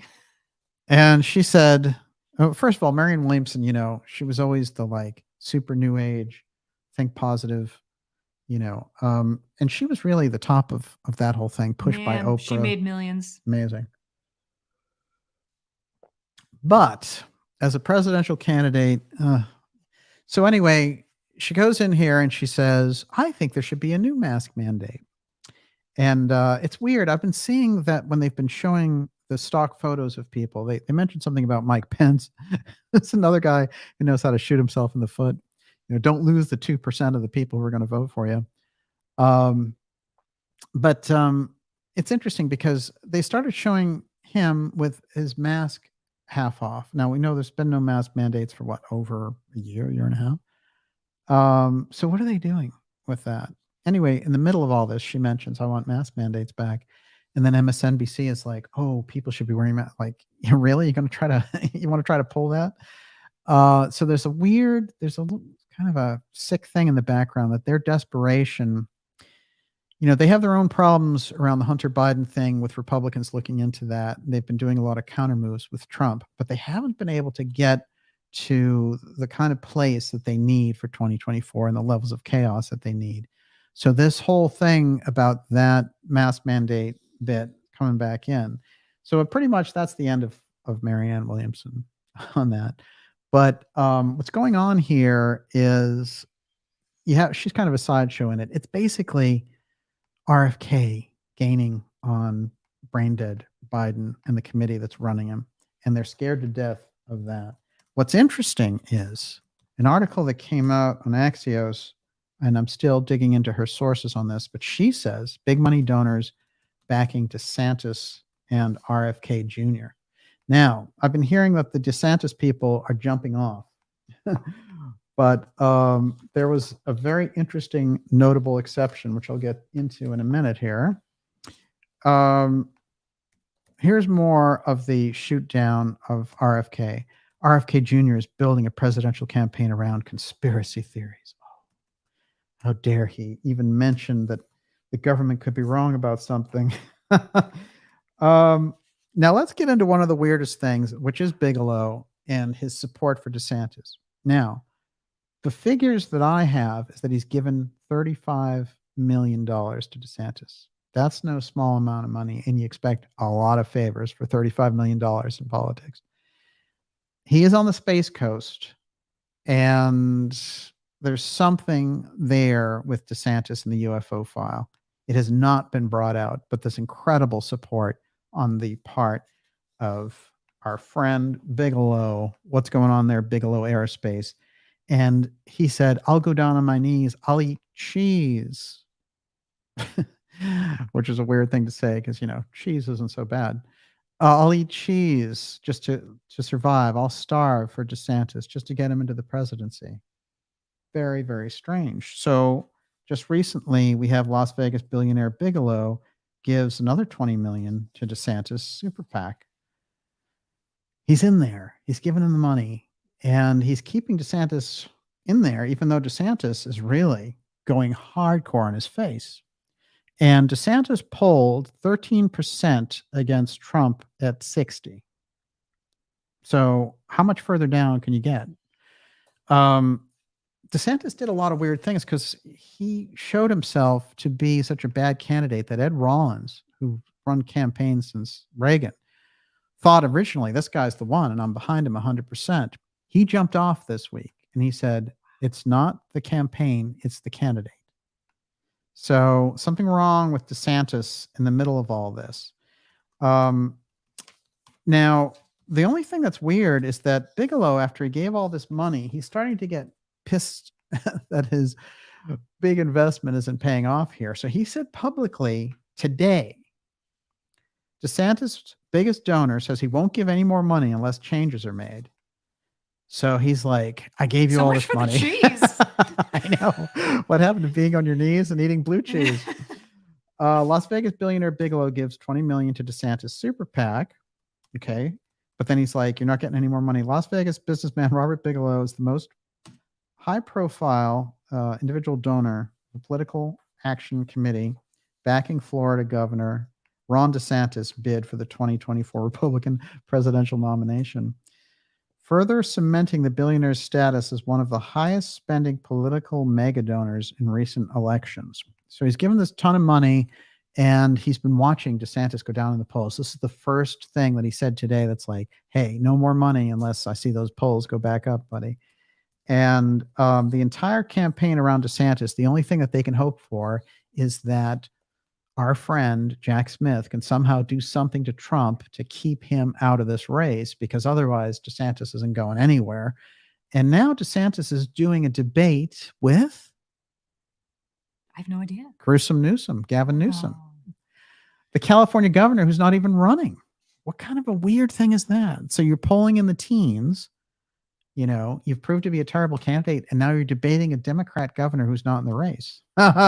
So somebody knows something back there. I want them to share that with us. But I think DeSantis' presence in this race is pretty gigantic.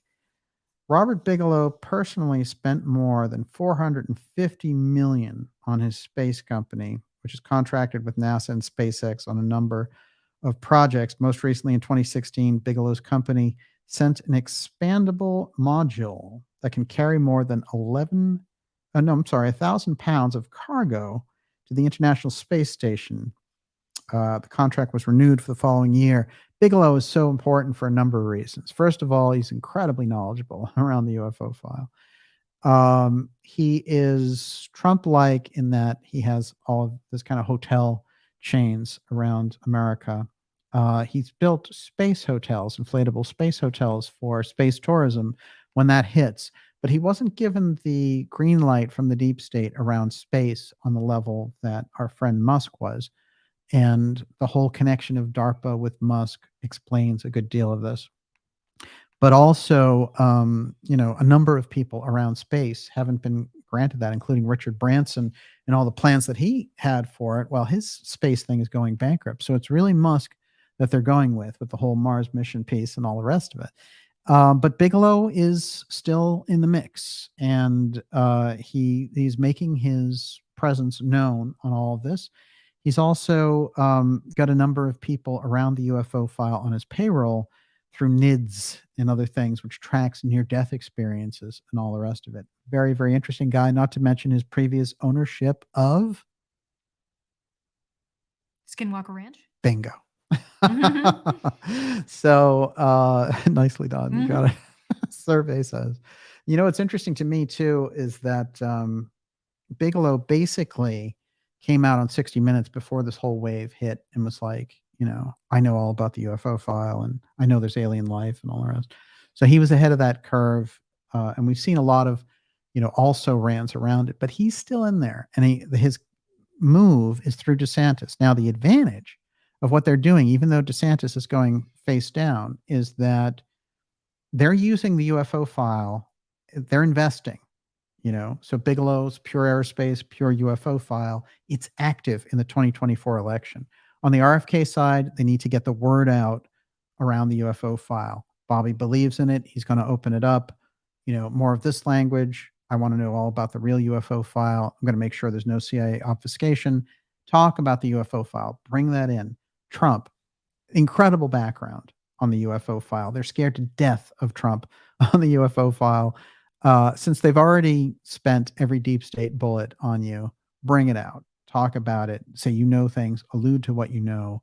Bring it on. And, you created the Space Force. We all know what that was about. Trump needs to use the UFO file. That's going to get a lot of traction there. Do not let the CIA, Biden stumble op with Grush and all that dominate the headlines on this. The election 2024, you guys can take it back. You both have the background and the lineage for it. And with that, Miss Olivia, we're going to take questions. We'll take about 15 minutes of questions. Okay. Fooper Fighter, James Douglas in Unspeakable says the CIA will get rid of JFK, RFK, and any other Kennedy who tries to be president. Karen Carpenter says how RFK Jr. Can get around the DNC changing the rules as they go. And Steiner to God says, DJ, can RFK switch parties mid-race, or does he have to run as a Democrat? Does he stand a chance going against the Democratic establishment with their cheating and corruption? Wow. Well, that's all very astute observations in the questions. Look, here's the thing. There are technical rules that RFK can, in fact, run with Trump, but he has to become a Republican to do it. Now, it's possible. It's certainly possible, especially with the mistreatment. The problem is that RFK is a proud Democrat from a family of the top line of Democrats, and you aren't likely to see him do that. What he's after is the nomination by the Democratic Party. Unfortunately, what he's seeing in the 4 months since he's announced his campaign is the incredible corruption of the DNC goes even further, to the point where they don't even want to give him Secret Service coverage. So, and he's also seeing just how corrupt Biden is up close. And I believe that he went gentle on Biden generally. And I think he's trying to keep it to be a kind of a non-personal campaign. Unfortunately, you have to take the gloves off against that level of fascism, the way that Bobby Kennedy did against LBJ. And he called out his efforts around the war, and he knew how corrupt LBJ was. And he did it in a crafty fashion, but he wasn't afraid to call him out, just like Bobby Jr. is calling out Biden, Stepford Biden, on the Ukraine war. The thing is, I think that there are voices around RFK telling him go after Trump and stuff like that. No, I wouldn't do it. Go after Biden, because he's your opponent in if you really want the Democratic nomination, then you need to go after Biden. And Biden is incredibly weak, actually, as a candidate. He has the worst economy in history. He has no communication skills. He's brain dead. I mean, go after this guy. And you can at least completely demolish that Biden regime with Trump coming in on one side and with Bobby coming in on the other. I would love to see Bobby as the Democratic nominee and Trump as the Republican nominee. Now, there is a possibility that a third party possibility and the possibility of Trump and Bobby running together. It's premature for where we are to really suss that out. I've suggested the unity ticket before as the ultimate solution, and a number of people have gone on the record about it. The problem is when someone like Steve Bannon, who is a very astute political consultant, says it, then all the left-wing newspapers can use that against Bobby. And so when Bannon said it, they were like, oh, see, it's just a plot by Bannon, to get Biden. And so that's why all the kind of conversation and the talking points right now have to be about Biden is corrupt and Bobby is the better Democrat on the Democrat side. That's where I think they need to hit. But Bobby needs to get on the East Coast and hammer away those points and hit the Biden administration hard and bring in the UFO file. That would be my campaign advice. The Trump campaign advice is very easy, which is bring forward your economic rejuvenation program for America. That's where people trust you the most. That's where you poll the highest. While you're under attack here, come out with a totally hardcore 10-point economic plan to turn this mess around, pledge to get out of Ukraine on day one, all the rest of it. And he has these points, but they've been kind of here and there speckled through. He needs a real solid plan.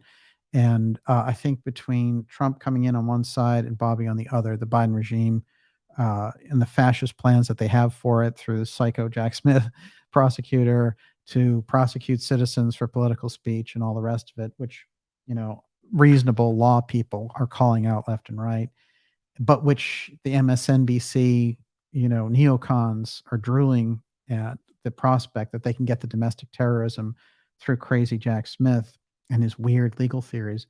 That's what they want to do. They want to take away that ability for free political speech, because that's the problem that they have, which is we have the ability to still call out the deep state corruption. And for the digital centralized CBDC, digital currency, biometric ID world that they want to bring us into, the kind of digital concentration camp, we can't have that ability for free speech because we'll continue to call it out and it'll never pick up the momentum they need. They need to shut down all dissent, so they need to get rid of the dissent that you'll get from dark journalists or Joseph Farrell.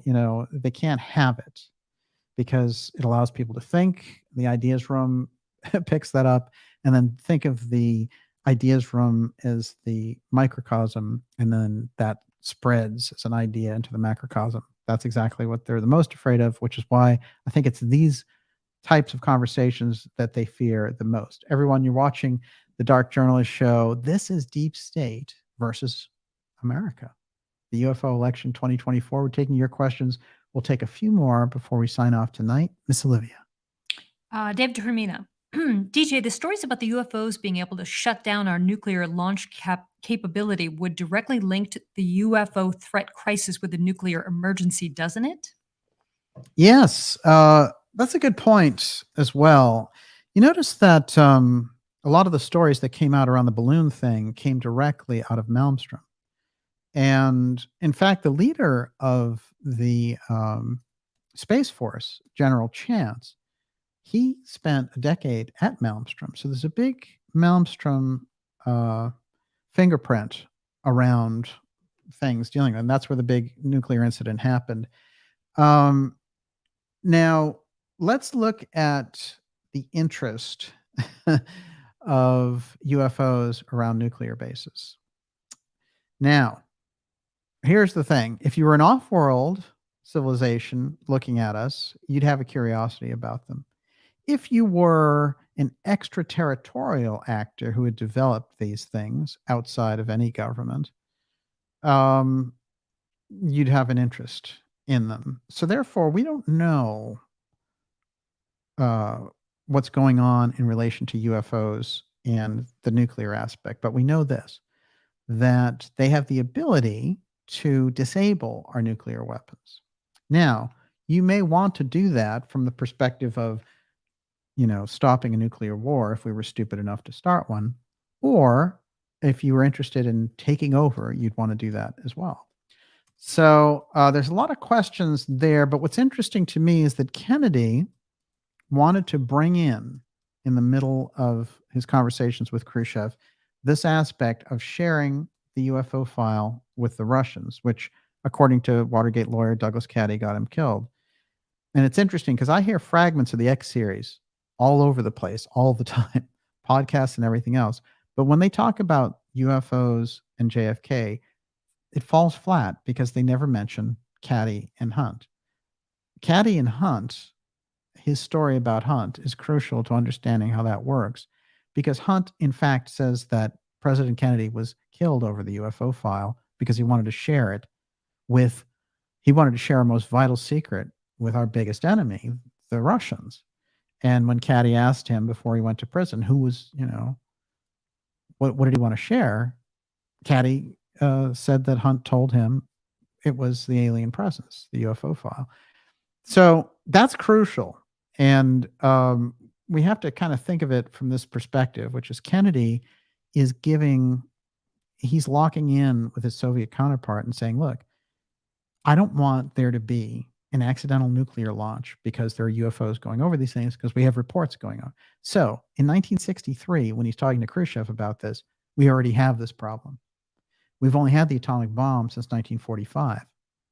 So, this Oppenheimer movie that just came out about all the decisions around it and all the things that happened and all the rest. The other person who was around the project was this Robert Sarbarker.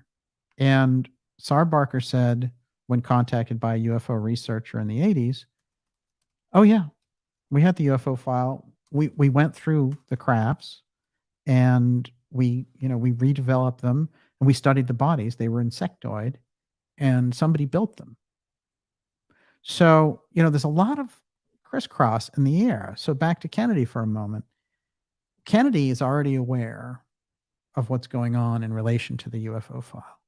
And he's already saying at the top level with the Russians, to avoid an accidental launch, we need to do this.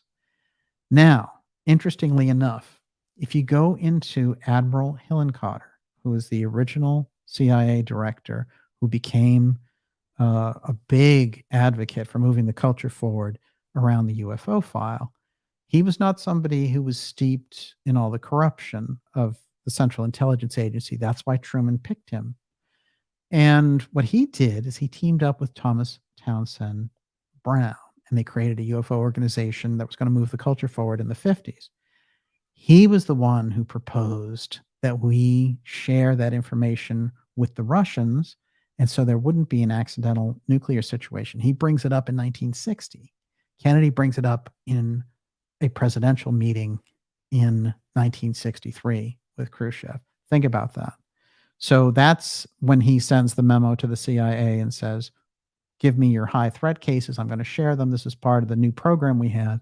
If you go to the Kennedy Library, you can read those documents that say, here are my instructions for joint cooperation with the Russians and going to the moon. Well, we never heard about that. Joint space mission?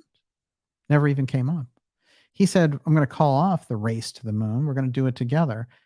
And so that type of figuring on Kennedy's part is hitting away at a very secret nest in NASA. That's the advanced technology nest. That's where the X technology resides. So that's really when they say Kennedy was a national security threat in CIA circles, and we eliminated him. Because for their national security, what they wanted to do, Kennedy was the threat because he wanted to share the UFO file. So if you look, and this is a weird thing because I've pointed it out before, but Grush pointed it out, which is that in the talks between Nixon and the Russians in 1972, in the SALT talks, they included a section about UFOs. And they said, if there's anything unidentified around a nuclear base, we have channels of communication. Well, this is exactly what Kennedy wanted to do. So something had altered in those 10 years because, well, somehow Nixon got around it and didn't get assassinated. He did get booted out of office 2 years later, though, because he was developing a UFO energy source at Pine Gap in Australia. So do the levels go deep on that? You bet they do. Yes. Maggie Smith, question. If you were going to pick people to testify in front of the committee, who would they be? Bobby Inman, Admiral Bobby Inman, under oath, who already has told a UFO researcher, Timothy Good, out of the UK, and others. He went on the record and said he was part of the 90s version of disclosure, but he went on the record and said, not only do we understand what the crafts are, we know who's operating inside of them. That was back then. Remember, he was deputy CIA director. He was NSA director. He's 93 years old now. He knows a lot. So that's the person I would like to see directly answering questions. And he volunteered those things back in the early 90s. I don't see why he should change his story now. Although, as I understand it, he's not so up for talking about UFOs these days. But certainly getting out of this whole Grush kangaroo thing, it's interesting too. You'll notice that I've never said anything about the Ryan Graves testimony and David Fravor and stuff, because the testimony that they gave at that hearing was just the straight ahead testimony that they had seen these things, and that was the end of it. It is the Grush one where he's like, I've been told by people who know about aliens, and I'll tell you in the skiff about our craft, and I know their locations, and I know the hostile people that you can call as witnesses. It's just like, oh, everything rolled into one, and sitting behind him, like a vulture, is this McCullough who designed the Patriot Act. That should be explosive. Every UFO outlet, News Nation should be talking about, oh my God, the Patriot Act architect is behind this UFO disclosure. Let's tear it down. They don't do any of that. It's all titillation around, oh, we're going to get alien bodies in a skiff, and you can't attack Rush because, God forbid. So there's no point of entry into the conversation. If you're on that congressional committee, all you have to ask Grush is, if you were under instructions by the intelligence agencies that you've worked for not to tell us or to feed us a false story, would you do it? As part of your job, after all, you've had to lie before for intelligence purposes. You start to get into questions like that, and all these people are going to fall apart. The counterintelligence people, that's their job to lie. What are they going to do? Tell you, oh, I've stopped. So, this goes very, very deep. But if I was involved in those congressional committees, they'd come out very, very differently. The news stories around them, either the people are ignorant or they're in on it. That's all you can do. Those are the only two conclusions you can reach. And because all they'd have to do is analyze who the chief spook, legal spook is behind Grush. Once you realize it's McCullough, the story goes out the window. Yes. Charles Wagner, they're lying while actually admitting the basic facts of the X file. What does this mean for technology disclosure and privatization? We have access to alien aviation / interstellar tech. It's admitted. Yes. Well, you're right in this, that they've held high positions in government, and they want now a place at the gravy train because somebody in the background's been whispering to Gillibrand and Rubio and all these other people who never gave a damn about UFOs before this thing came along, of the UAP thing. And that is my whole piece about the breakaways breaking back in. I've done several episodes on it recently. I talked about it on the Alex Jones show. This is a crucial aspect to understand, which is they've had the technology. They've had it for 8 decades outside of public control. So the group that I said was organized to protect it is X Protect. They're protecting the X technology inside the UFO file. So the X technology is inside the UFO file. If you think it's extraterrestrial or not, that's where they have it. So what you'd need to do in order to be part of that whole thing is you wouldn't question. You'd let them come out with their little story. You notice how they're calling. They're actually using something against the independent media has gone very, very far. I'm going to say it's extraordinary, the impact that and I can say we have had on it, but everyone, I think, in alternative media. Here's the thing. They've taken this term of legacy, and the independent media started calling the corporate media legacy media because they were just, lying, and pharmaceutical companies and Ford and all everyone else was paying them to lie, basically. So they didn't have any credibility. So corporate media, state media, and finally legacy media. Now, Grush has adopted that language through the CIA. They've done a reverse psychological operation on people. And what they are saying now is that, oh, the secrecy is the legacy program, and we're here as truth tellers. So they're kind of creating their own phony story to break their own technology back in with a story of those bad people before, those legacy people. They kept secrets, but we're all open and we're great. And then the skiff, we love you. So this whole thing is if you watch the language, it's very easy to dissect. But him using the term legacy doesn't make any sense because apparently they're not legacy programs because you're still saying that they're hiding them. So where's the legacy? You see, all you need is an intelligent interviewer to sit down with Grush. I can tell you in 3 minutes with Grush, he would not be able to, he'd fall apart because all I would have to do is ask him real questions. I'm not, and that's not saying anything about me. I'm saying anyone, any of those guys, Russ Coldhart or whatever, that guy's sitting there and having fantasies about aliens attacking him or whatever. Doesn't do any. That's not journalism. That's weird. That's that's like a weird version of 60 Minutes stuff mixed with no boundaries, no journalistic integrity, News Nation. It doesn't. There's nothing. There's no substance to it, and they're just getting into the fact that, hey, they're like, we're covering UFOs. That doesn't mean anything. If you're just going to say lies about them, it actually would be better off if you just shut up, frankly. So the way that I look at it is, if you want to get to the truth of the matter, you watch the language, one. Two, you have real questions. The problem with the Elizondo thing and why the whole UFO field collapsed is because nobody asked Elizondo any real questions. And we've done it, but he would never come on this show because that group that's running this is scared to death of anything that is even close to what I'm saying. And this is the fact of it. Figure this out. They're afraid of dark journalists. They're afraid of this level of independent media. Can you imagine? So if that apparatus of the entire media opened up and, hit them with real questions, that whole thing would collapse. It would be a joke. So this is the nature of the problem that we find ourselves in. Also, it makes you wonder a little bit about just how precarious their op is, because just like the Death Star in Star Trek and Star Wars, it has this weird weakness, which is the lying is so thick that if somebody knows the nature of the lying that's gone on, then things get strange. They have a huge vulnerability in their op, and it shows. Everyone, you're watching the Dark Journalist Show.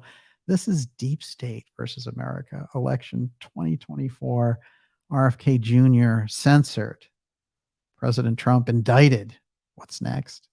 We'll take two more questions and then we're out of here, but not before telling you that former CIA Director Woolsey says he believes UFOs could exist. That's right. Woolsey's a champion. Oh, you know what else? Former CIA officer and experiencer Jim Semivan. He's doing a Q&A next week on Reddit. Yeah. He wants all your questions. The CIA is going to give you disclosure, baby.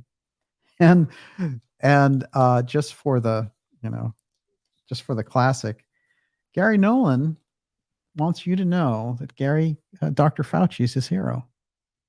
And he says, as I said in his own Twitter feed, thank you, Dr. Fauci, for your tremendously positive contributions to immunology and virology. So ask yourself, if you're into the UFO thing and you think that Nolan and all this disclosure talk from the CIA is good, do you want Dr. Fauci to handle UFO disclosure after all the lying around COVID? Think about it. That's a dark journalism question right there. Yes, Miss Olivia. Okay, Martin Taylor, I get that it's a CIA charade, but what is the intention? The agenda is baffling. So this is there are a lot of ways that this can be utilized, depending on how things go down, right? Do they even know how they're going to utilize it? Oh yeah, yeah. They have fantastic scenarios for this. Right, I mean, but they don't know which one because they have them all structured already. Yeah, I don't think think they don't know which one they're going to implement necessarily. Oh well, I think it depends on what they want to, what the objectives are in the timeline. Mm-hmm. But in general, they want a centralization. So it's not baffling in that sense. They want a centralized power, and they want to kind of create a slave state, and they've done it to a degree, but they figure with the digital technology they're really able to create a digital concentration camp. This is crucial, and we see it coming from a number of different places. You have people who've invested their lives looking at the medical side of things, and they've said, you know what? They're coming up with all this biometric stuff. This is the biometric thing is going to be a digital concentration camp. You get all these financial people and they're like, oh, they're doing the CBDC. That's a digital financial concentration camp. Then you have you have me on the UFO file saying, well, the UFO file is for centralization and ultimately they're going to do a concentration camp with it. Their goal is totalitarian fascism. And that's where they're headed.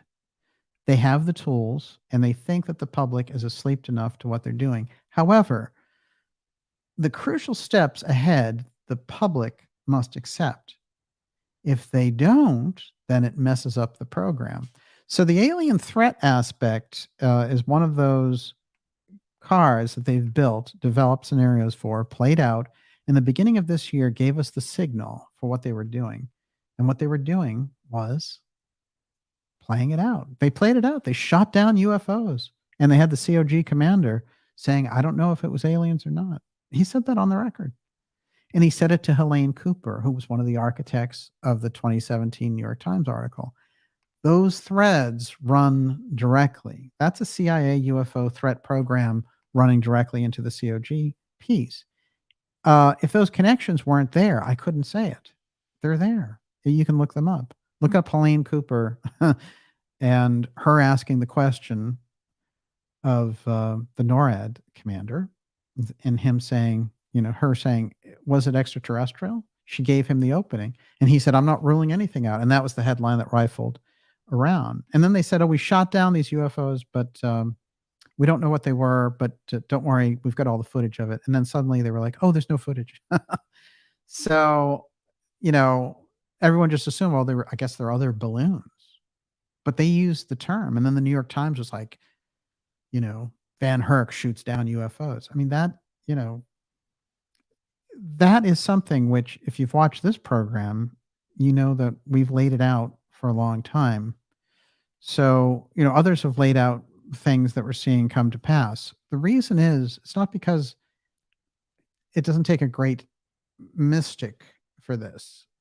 There are patterns and there are levels, and we can use the really deep mystics for it as well. But the patterns that we're seeing are traceable through research. They are fields, they're fingerprints and footprints. And that's where the accuracy goes. If you look at the CIA push around the UFO file since 2016, it's been completely directed at the idea of a UFO threat and developing offices that intelligence controlled to interact with it. Yes. Giza Death Star community says ET viruses, a perfect way for a COG emergency invocation. Wow. Yeah. And this is the interesting thing. If you got around and looked at all the people who launched this thing, all those CIA people had some kind of weird thing to do.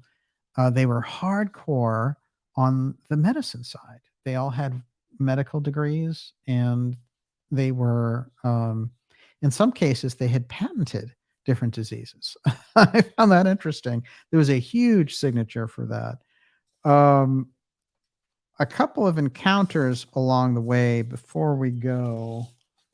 And just remember, this is what they got in there now. We're talking really, this thing, and the committee that wants to keep him in power will do anything, will corrupt any Justice Department, launch any op, do any COG activity to keep this committee in power. And they want a domestic terrorism bill to shut down any dissent in relation to that, because without shutting down dissent, they can't get anything. And that's where the centralization around that speech piece comes from. And remember, hanging out in the background, and you'll see a lot more of this when we come back with the X series, is Steiner's prediction. Talk about mystic influence. Steiner's prediction about Ahriman is what? You come into the 21st century, boom, through the technology, you get this very dark astral force coming upon a drowsy humanity, offering them all kinds of things, including their own personal clairvoyance. So the issues run deep, as you kind of guessed, and they're all coming into play, including Steiner's prediction around Ahriman, including Atlantis, in case he's discussing and predicting that Atlantis was in fact rising. Poseidon is rising over at Bimini as we speak. Well, what are they going to spin when those Atlantean ruins become apparent? Then you'll have another Grush, and he'll have his own inside track. So, we have to be very aware of this, and also remember the impact of the X thing. Look at Theosophy. We brought this forward in this program. The X piece, they understood it very well. And they also understood that it needed to be kept out of the wrong hands. And we see Henry Olcott going into a trance there. He's probably trying to figure out how to protect that X. Some of these pictures are great. That, of course, the eighth sphere and Ahriman. Absolutely fascinating. Last question, Miss Olivia. I'm going to pair these two. Caritas Tarot, question, if this effort is successful and awareness of the fake UFO op spreads, is there any chance they'd completely call it off, or would they try to brass it out and do it anyway? And channeling the heart, Barbara Joyce, even if we know that an event is a false flag, millions will still be attacked and killed. Is knowing enough? Yeah, knowing is a strange thing because all unconscious minds are connected. Remember the Casey work? Someone would come to him for a reading and then say, give me all this accurate information. Where are you getting this information? And he said, from the subconscious of the person who's asking the question. So you already know. And therefore, when people kind of go crazy about disclosure and everything else, on some level, if some intelligence operative or Pentagon official has seen a dead alien in storage somewhere, like the God, I think I have a Jackie Gleason picture here tonight for some strange reason that's almost accidental. But just like that story of Jackie Gleason showing it, being shown that by Nixon, which I believe, and because it all comes down to, hey, there it is. Look at this. Is that not a miracle? Wow. That is Jackie with Nixon. And Nixon gets carried away, escapes the security detail, and shows Jackie, according to Jackie's wife, Beverly, something that looked like aliens in cold storage at a Florida Air Force base. It's very interesting that the person who's taking over COG, who hasn't been confirmed yet, comes out of MacDill, where that's also a Florida Air Force base. And what's interesting is there are all kinds of weird UFO reports around that base, but everyone assumed that the base that they went to here, I think, was Homestead, but nobody knows for sure. So, but there is something there. The point of that was, if somebody on that level has seen it, then on another level, everyone understands it and has seen it. So, I guess my answer on that is that on a subconscious level, we understand the nature of it. And that's why knowing is important, because there are a series of things that happened. I remember somebody asking me a question, and my response was about a congressman. I said, you should write him a letter. And they said, well, they're not going to read the letter, And I said, well, actually, politicians do. They have a staff that reads mail, interestingly enough. But even if you thought that they didn't, the action of writing them a letter moves in energy. And it's foundational. The pen wrote, so many of the mysteries. And don't think for a moment the intention around the writing doesn't activate things. There's all sorts of activations that take place. So knowing is very important. And then application about the knowledge has to be very careful, but knowing's important. And with that, Miss Olivia, I think we're done, but I do have an interesting picture here, which will be a prelude to the next episode. Take a look at this, and then I'm going to read something to you, which is by David Talbot, who wrote a very interesting book called The Devil's Chessboard, in which he basically outed the whole Dulles assassination around President Kennedy, and this is part maybe of the records problem. Where was Alan? This is David Talbot. As my book, The Devil's Chessboard, observed, former CIA Director Alan Dulles spent the fateful weekend of November 22nd, 1963, when President Kennedy was assassinated and Lee Harvey Oswald was silenced 2 days later, at Camp Peary, a top secret CIA facility in Northern Virginia known as the Farm. What the hell was Dulles, the disgraced spy master fired by JFK 2 years earlier after the CIA's disastrous invasion of Cuba at the Bay of Pigs, doing at clandestine CIA facility that weekend? I raised that relevant question after seeing Dulles' own calendar, which showed that's exactly where he was. Thanks to JFK researcher Lisa Pease for alerting me to those pages. But then after my book was published, something strange happened. The Dulles calendar pages, including his whereabouts that weekend, which are kept along with other papers at Princeton University Library, disappeared. Now, Talbot's a very serious researcher and author. So things that are out there that the research community runs into may have dramatic relevance for the real story. And just like around the UFO file, there's dramatic relevance to the things that we discover. Don't bank on any congressional committee or government official or CIA. God, that's the worst of the bunch. For anything like that, the leadership, that is. There's always good people in every organization. And that's a crucial thing for us to keep in mind. If these secrets that far back to Dulles and his whereabouts on the weekend of the assassination need to be erased now, it tells you that the long arm of the secrecy goes far, far beyond the decades, the generations, and the lifetimes of the people involved. That's the key factor that we're looking at here, which is why we should demand the real thing in relation to the UFO file and the Kennedy assassination. After all, they go hand in hand, as we've learned.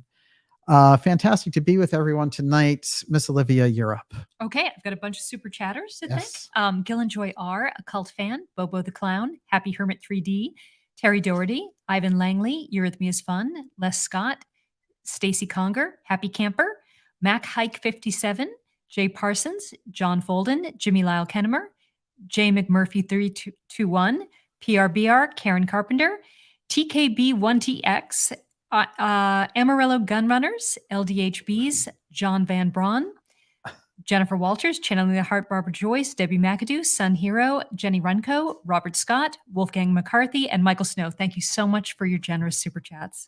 Wow, outrageous. Just great. And we really appreciate your support. And to all of our subscribers and supporters, thank you for supporting us in this work and letting us do these reports for you. We'll be back with a special report next week and some other surprises and interviews as well coming up. Absolutely stunning August in store for you. I wanted to mention a couple of things. This book by Warren Hinkle, who's the guy who published Ramparts magazine, has that very crucial story of, and this is why they're keeping the Garrison records sealed, the JFK records, because he tells the story of how Garrison got in touch with him and said, for safekeeping, in case something happens to me, I want to tell you, this is how they did it, basically. And they used, it wasn't Texas Oilman, it was this Boeing aerospace connection. That's in this book, Warren Hinkle. And it's a crucial piece if you want to understand the section about why aerospace is the crucial aspect. And of course, the Torbett document will give you the other piece of that. This book is very important because the UFO community generally needs a much better understanding. This book, I think, was written in the 80s, but it's called Spooks, and it's by Jim Hogan, and it's The Haunting of America, the Private Use of Secret Agents. By the way, in here, there's all kinds of stuff about how the CIA uses paranormal aspects. And when I get into that whole astral agency thing, and if you look into the work of Gigi Young, she touches on this, and also a lot of the ritual stuff around those insiders. But can we do a show on that? Yes, that sounds fascinating. Yeah, it is. It's really good, and it's exactly the kind of thing that we need on the UFO side for understanding, Grush and McCullough and the Patriot Act and Cheney. How'd you like Cheney UFO disclosure? And the other two books I wanted to recommend, of course, this is an amazing book. It is Dr. Farrell's book, Covert Wars and Breakaway Civilizations, Secret Space Psyops. This book actually lays out a number of things that we're hearing about now. What was it, like 9 years later? And it's got the crucial interface of why they were preventing the UFO file from getting into public circulation and how they were working on it in those secret channels with satellites during the Cold War, etc. Absolutely fascinating. Finally, Challenges of Change is a book. We're going to do a special episode on Challenges of Change. I did an episode about my own interaction with the NORAD officer who brought forward the October 13th, 2010 prediction about UFOs being over New York. There's a lot of very correct things that have come out of Challenges of Change. And when I tracked down the Transcenders, I was lucky enough to talk to Rick Thurston there for about 6 months before he died. And he was a young guy too. So, it's unfortunate. In both cases, we lost the NORAD officer and we lost Rick Thurston. But there are a lot of very, very important pieces around that whole, we've done things to the atmosphere in that book. And there's a whole explanation around the ET aspect, including the fact that we're still hostile to certain groups that visit here. And so I think that those pieces all kind of connect in some magical way. And we will see you all next week. And in the meantime, have a fantastic weekend. It's great to have so many. I'm going to do some shout outs before we go. I wanted to throw something out about this weekend. Yes.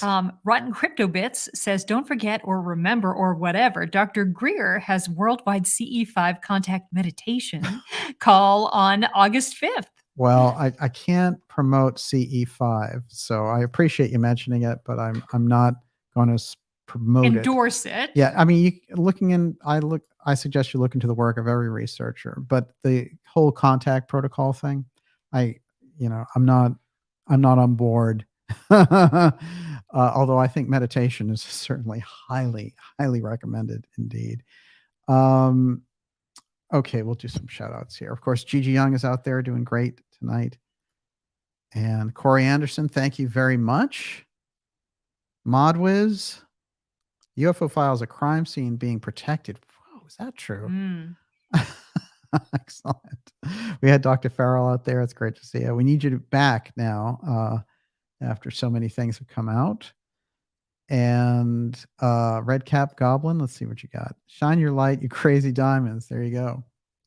Remember when you shone like the sun. Incredible books. Those books, watch out. Those are key things. And Gigi has some exciting shows going on over at gigiyoung.com. You have to check those out as well. DJ Take a Bow, John Von Braun. Is that really your name, Von Braun? Very interesting. Thank you very much, John. Jason May, Olivia Take a Bow. Bravissimo. My first car was 1174 Gremlin, and it was 1992 classic lemonade. Yes, Jason May. Adam Hugh. Yeah, show on Magic Spooks. It's going to happen. You know it's going to happen. Let's see what else I got here. My vision gets weird this time of night. Let's see. I might click on the wrong thing. Let's see. Hall of Mirrors.